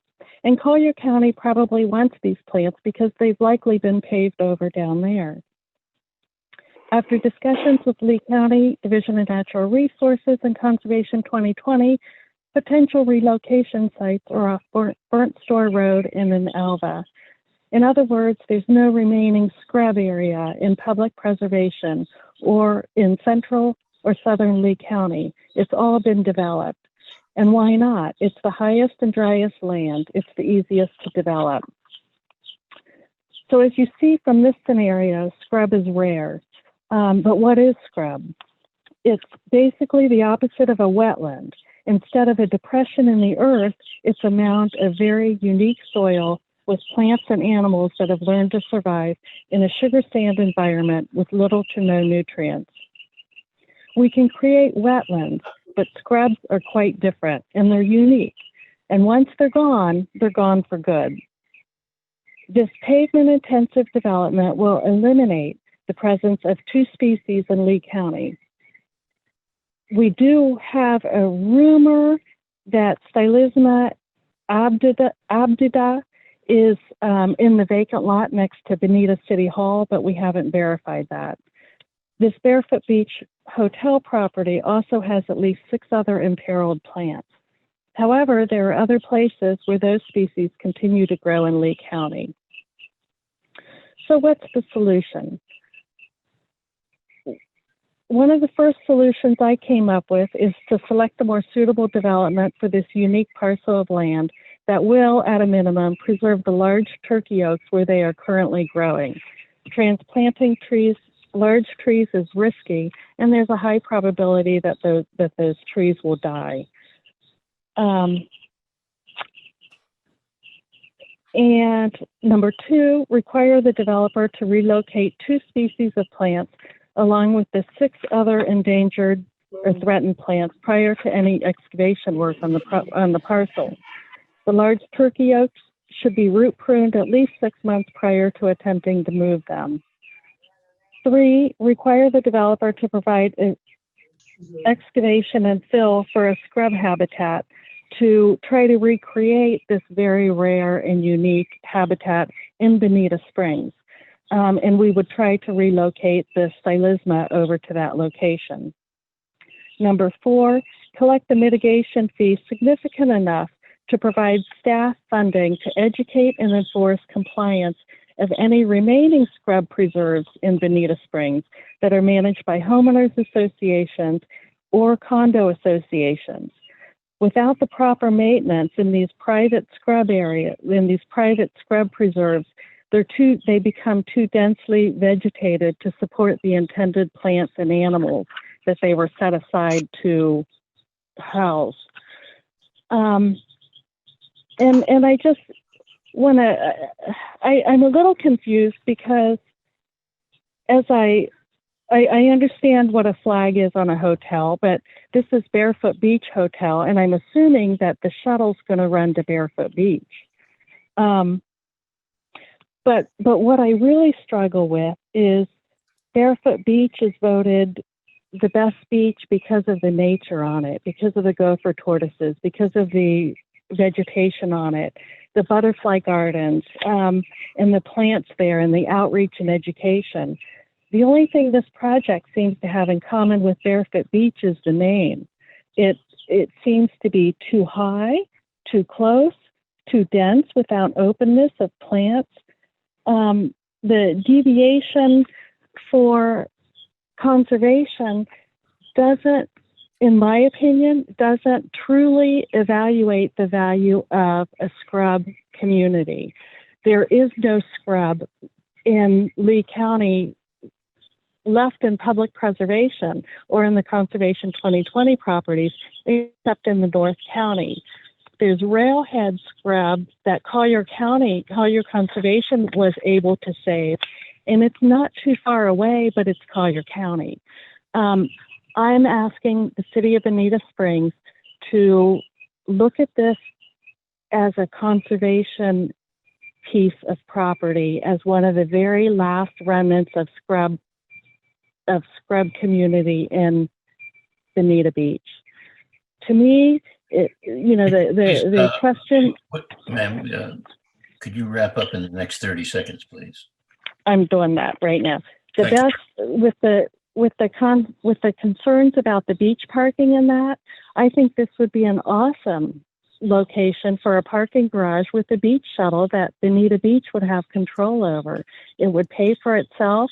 You could have a natural park all around it, and adequate. You would be able to adjust the beach parking as the city truly felt needed.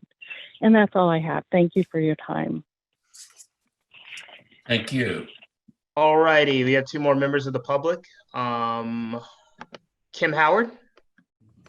Yes, can you hear me? Yes. Okay, perfect.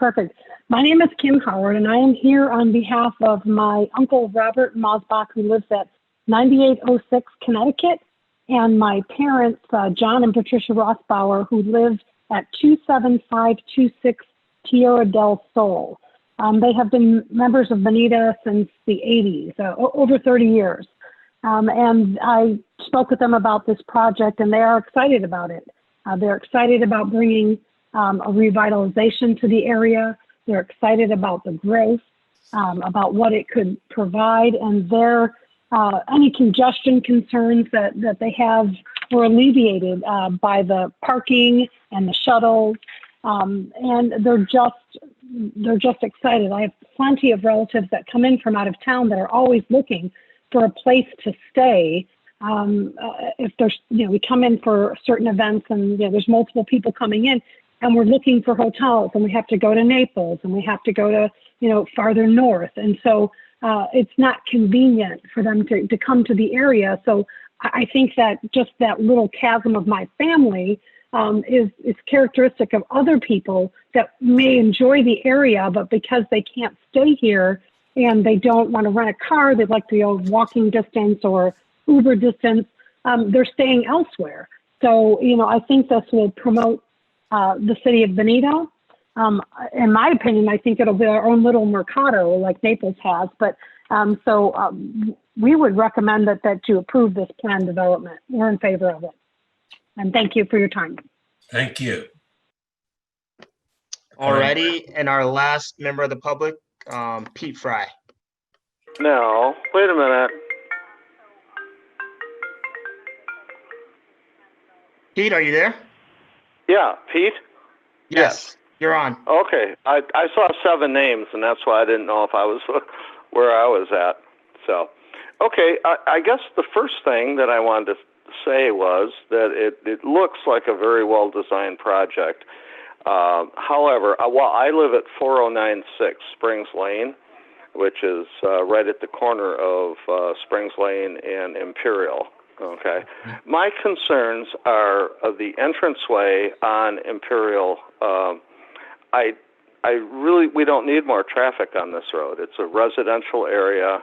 That is the one thing that I wanted to say, that I kind of disagree with the plan on that. The height and density, I really think that, I would go with the height of 55 feet. I don't think that 100 feet is really what we need right here. Let's see. The beach access number. Well, one of the reasons that my wife and I chose Bonita Springs was because it's a non-urban area. Okay. And do we really want to be like Naples, Fort Myers, Miami, that kind of thing? This is why we chose it, is because it was quiet and it was nice and, access to the beach and everything, but, we're not in an urban type environment. Do we really want Bonita Springs to become urbanized? Who's going to win on that case, honestly? So that was it. The other thing was when they would plan on construction and how are they going to handle noise abatement, because my close proximity to this property, my wife works from home and I do also, and is that going to cause us any issues with that? We like the quietness, So I kind of those are my things that I just wanted to toss out there. And, like I say, it looks, the design and everything looks great. I'm just concerned with the height, the noise,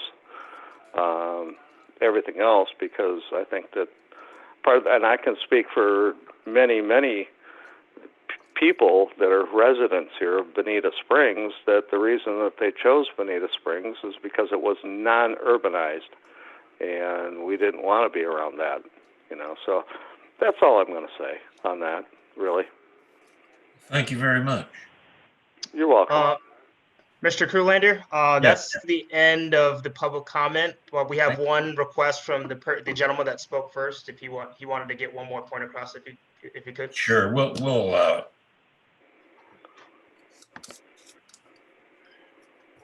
Okay. Hello, it's Alan Cody again. Something that came to mind as one of the council people were talking is when we first bought the property in 2014, we obtained a permit to park, to put a 100 space parking lot there. And then Carl Schwing, who was at that time the city manager, had me meet with the man and a gentleman who was the head of the Barefoot Beach Homeowners Association. This was in 2014, or yeah, I think it was 2014, 2015 maybe. And his plan, I forget his name, but I can find it. His plan was that the houses along the beach were very interested in reducing the parking in those spaces and replacing them with a shuttle depot or parking lot or whatever, so that the shuttle would go all the way up and then come back down. And those people who have houses on the beach, they could close those parking spaces off at night, because their big concern was that somebody can pull in there and break into one of the houses, and there's nobody really around at night in the off season to see it.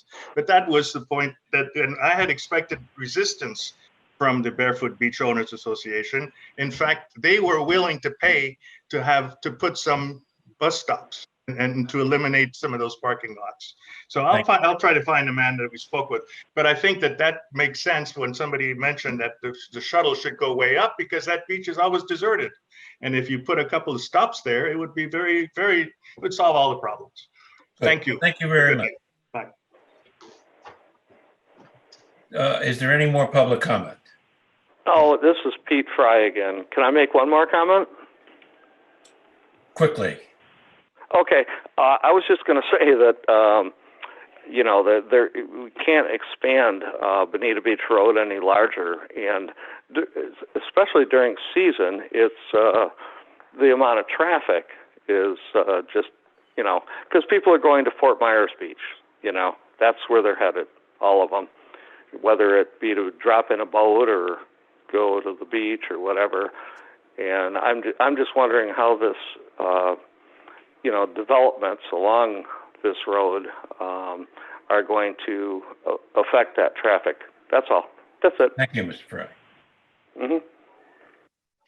Kyle, thanks a lot. Okay. Is there any rebuttal from the applicant? Yes, is it possible to have 5 minutes as a group to organize our rebuttal? There was a lot of breadth in those comments that we. Sure. So we'll take a break. Stay on, but everybody can go do things. Okay, I'm wandering away. Thank you. We'll be back at, let's make it 6 minutes, 4 o'clock. Is that okay? Okay, we're back. Yes, I muted everybody for the live feed purpose. I have one comment I want to make about the, that I just read online. Hang on, Roger. Wait till everybody gets back. Is Sure. everybody here? Here, but, can you hear me? I can hear you. You can't see me, but that's okay. I'm on. This is Russ Wynn. Okay. I need to start the video. Where's is Richard Donnelly on? Yeah, I'm on. Okay, here I got a message to start my video. I pushed a button. I'm on. There you go. Okay. So, Roger, give me a second here. The applicant wants to have some rebuttal. Would you wait for that? Is that all right with you? We prefer Mr. Brunswick to speak first in case we can. Okay, good. Yeah, go ahead. Sure. Go ahead, Roger.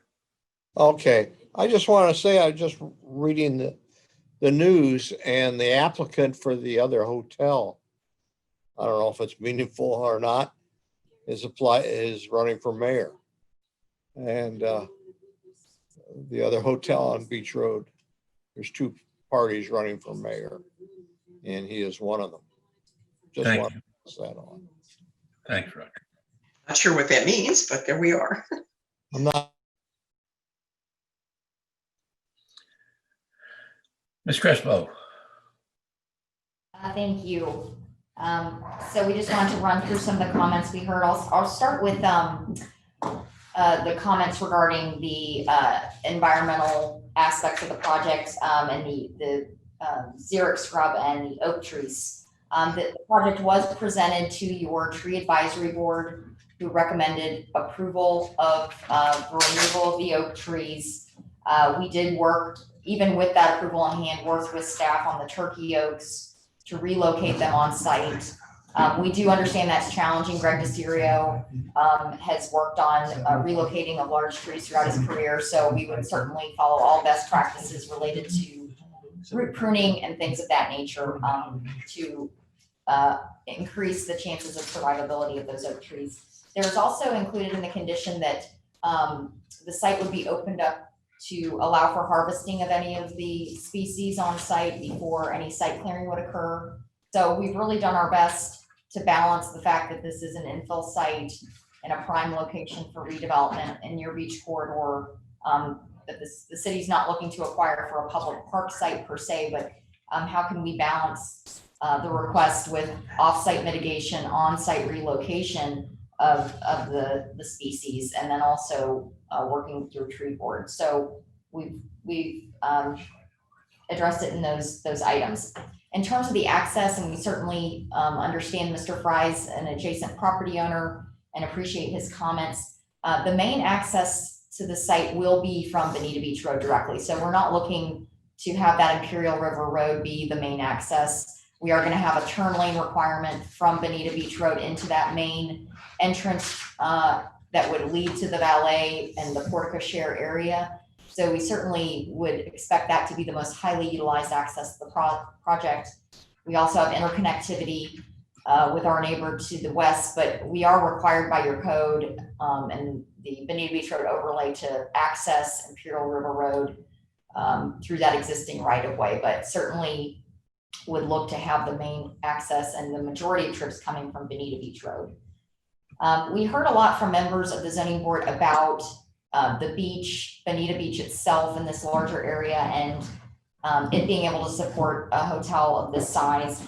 And one initial comment that the group had, and this is from the market studies that Mr. Singh has done, is this is not necessarily, it's not being marketed as a beachfront hotel. It is not a beachfront hotel. The destination is the city of Bonita Springs. And I know just from having a business here locally that there's a lack of upscale hotel accommodation within the city. When we have folks coming to interview at Waldrop, we're putting them up at Hyatt Coconut Point. We're putting them in other locations, oftentimes because there's a lack of hotel rooms and a lack of something with the amenities that this property would be able to offer. So we want to note that while it is proximate to the beach, that is an amenity that would be enjoyed in the general area. This really Bonita Springs and the entirety, its downtown as well, would be an amenity that would potentially drive trips to the site.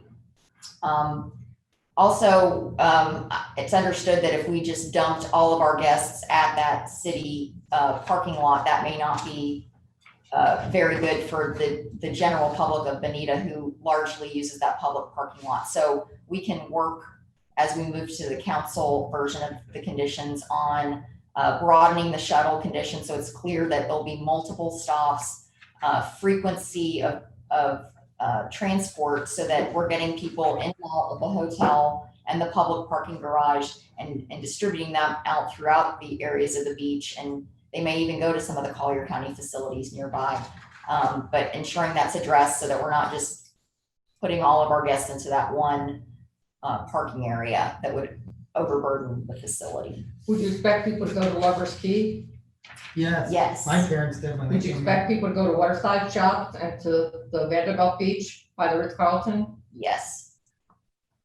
Would you expect people to stay there that have family in the area that be more cool in the amenities? Yes. Excuse me. I don't know who you're having a dialogue with, but what's that? Neil Montgomery's off camera. We can shift the. They hid me in the corner. Yeah. Oh, hi, Neil. There we go. Okay. Okay. I didn't have that. You might rather look at Alexis. I'm going to move you back. Larry, can I ask a question about that clarification? Absolutely. Do you know whether you could bring a jitney or whatever you call this, a shuttle, to Barefoot Beach, what their conditions would be to allow a shuttle to come in there? If we went to the Collier County facility, Well, it's not just that it's Collier County's facility, it's a place that you have to pay to get on, and I don't know what their rules are. Can somebody bring a shuttle full of people and come in and drop them off? I haven't the slightest clue what that rule is. Do you? oh, we will look into that. She's asking, do we know we can access Barefoot Beach with our I shuttle? think she's confusing the name of the hotel. Well, we know we can go down to Vanderbilt Beach because it's a public beach. Anything that's a public beach, you're allowed to access. They can't prohibit you. That's what our plan is. No, Barefoot Beach is a public beach. It's a Collier County public beach. And it's our understanding there's nothing that would preclude our shuttle from accessing any public facility, whether that's Collier County or Lee County. And we'll make a note to coordinate with Collier County as well. Good question. The size of Barefoot Beach is infinitely larger than what we have available in Bonita Springs. Just to note, it's an $8 charge for a car to go in with one person, or I think 8 people can be the maximum. And as someone pointed out, I think it was Roger, whoever did that, they took away the ability of anybody but a Collier resident to buy a yearly pass. So I just was interested. That would be a very useful alternative to landing everyone on the Bonita Springs beach. Barefoot Beach, there was litigation like 20 years ago where they tried to prevent the public from coming in because of the private residences, and they couldn't because it was dedicated to the public. I can't understand anything of what was said then. Neil was just noting litigation in the past and trying to keep the public out of Barefoot Beach. Oh, I remember that litigation. They didn't want us through their little gate there. Yeah, because I happen to know somebody that lived there was involved in the litigation to try to prevent people from using the beach and the road, and they didn't prevail. Well, I do understand that, anyone can go in, I can go in as well, as long as I'm willing to pay $8. I would assume they would have some different, if they allow shuttles in. Excellent. I don't know. I have no idea. Just ask the question. Good point. Is there anything further from the applicant? Anything further to add to our rebuttal? No, that concludes our remarks. Does the city wish to say anything further? Did you guys have any other questions? Did you have any other questions?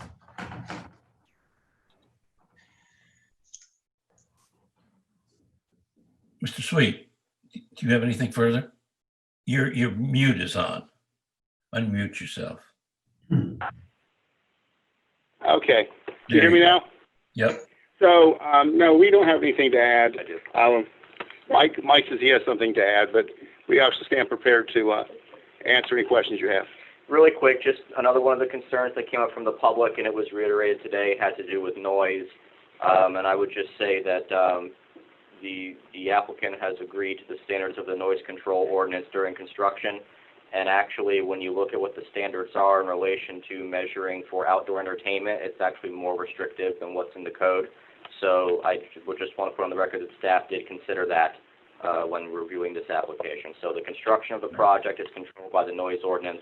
The noise ordinance is enforced by the Lee County Sheriffs, and then we do have standards written into the report for how to handle the outdoor entertainment once the hotel opens. Thank you. And I'm sorry, if Mr. Fry is still there as part of our rebuttal, I did not address his construction question. And so we will comply with the city's land development code that would preclude construction on Sundays and limits the hours pretty strictly Monday through Saturday, no holidays, and then the noise ordinance that would limit the construction noise as well. And then we would remain in contact with the neighborhood as we worked through construction to ensure they were aware of when certain activities were going to start happening because of their proximity to the site. Thank you. Are there any other questions from the zoning board that they wish to address to either the city or the applicant? Hearing none, I'll call for a motion.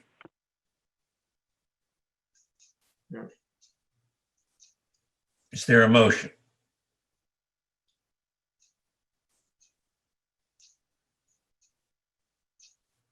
Take your mute off, Richard. I make a motion to approve the project and the deviations presented by the staff. Is there a second? I second that. Discussion. Yeah, I'd like to, at this point to do some discussing. Please. As Mr.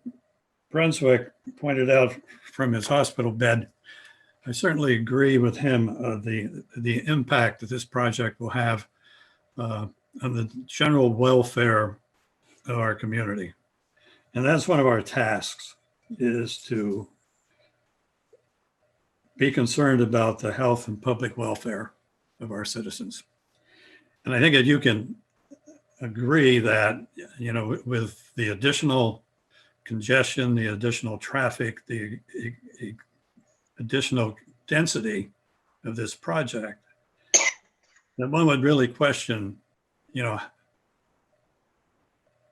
the level of welfare that an average citizen will feel as he drives down this road that we all recognize as being a F-rated road. Peak season will be a very uncomfortable feeling. How does that relate to the welfare of our community? If you look at the plan development ordinance, which I believe is 4.400, it talks about several things. It talks about uses. It talks, and one point it talks about, quote, while avoiding negative impacts on surrounding land use and traffic circulation.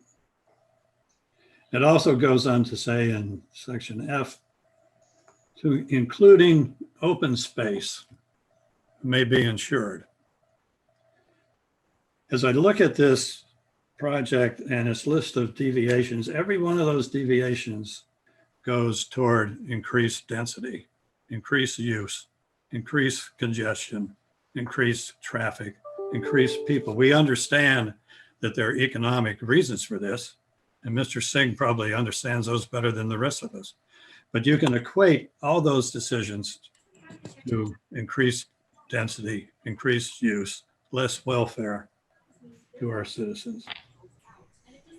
I just bring that up as sort of a preface to how I'm going to vote. I think this is a resort. Bonita Springs is not a resort village. It's a village with a small town feel. It's a village of walkability. We're a village, not a resort. We have resort areas in our community. We have towers. You know, the one thing, whether you like a tower or not, they respond to open space, walkability. If you look at some of our stellar projects like Bonita Bay, and you take some of the high rise there where they approach the density issue by going up, leaving open space, walkways, parks, walking spaces. I guess my final feeling is that, you know, this is a project that it's architecturally is exciting, but it belongs somewhere else. It belongs on a road system that will accommodate it and ensure the welfare of the citizens of our city. Those are the end of my comments.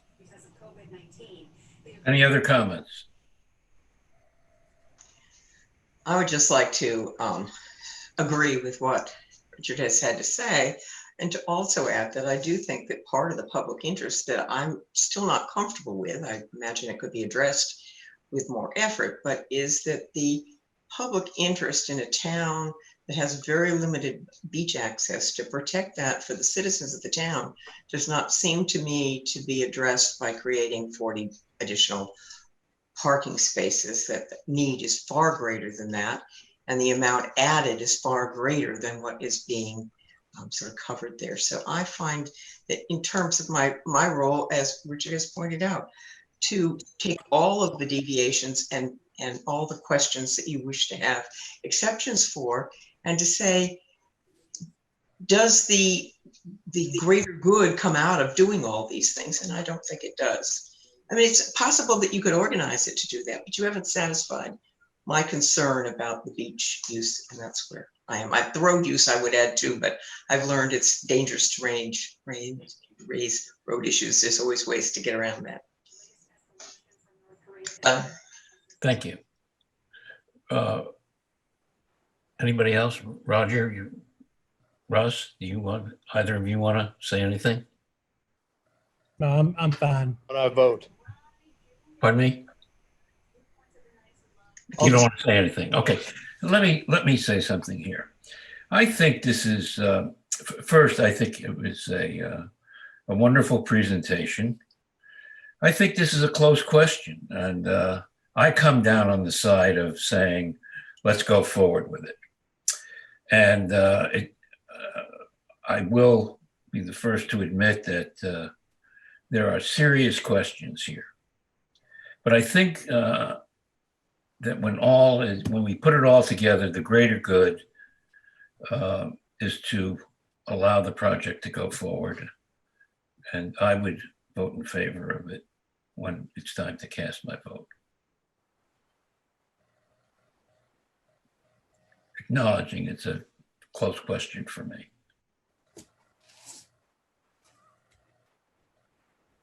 Any other comments? Will the clerk call the roll, please?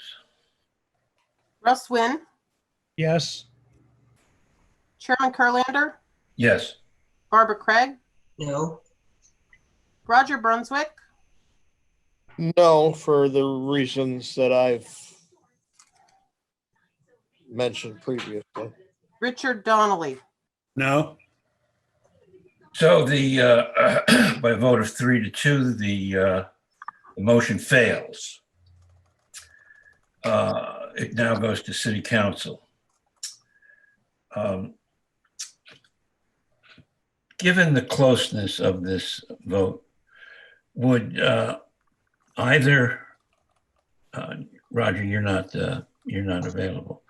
Would either Barbara or Richard like to go to address their concerns to City Council? You know, the law provides that at the City Council hearing, what's to be considered is the zoning board meeting. And given that that's permissible, and given the closeness of the vote, I would afford you the opportunity, I would encourage you to either show up or in person or by, I don't know, can you show up by Zoom for a city council meeting? Jay, do you know the answer to that? Yeah, not currently. The council has decided to have the meetings live now. They're So having unless them live. So everybody, if you want to participate, you have to be there in person. Correct. So when is the meeting? When will the Tomorrow. meeting? Tomorrow morning, or it's tomorrow at First Presbyterian. Right. July 15th. What's that? What's easier for you? When is the meeting? It'll be the 3rd. Yeah, July 15th at 1 o'clock. Okay, so it's not until then. Okay. So we can, if you want to submit a written statement or be there in person, I would encourage you to do that. Thank you, everybody. And thank you to the applicant and to the city for excellent presentations. Thank you. You're welcome. Bye. Bye. You adjourning the meeting? I'm adjourning the meeting. Yes, sir. Bye. Goodbye.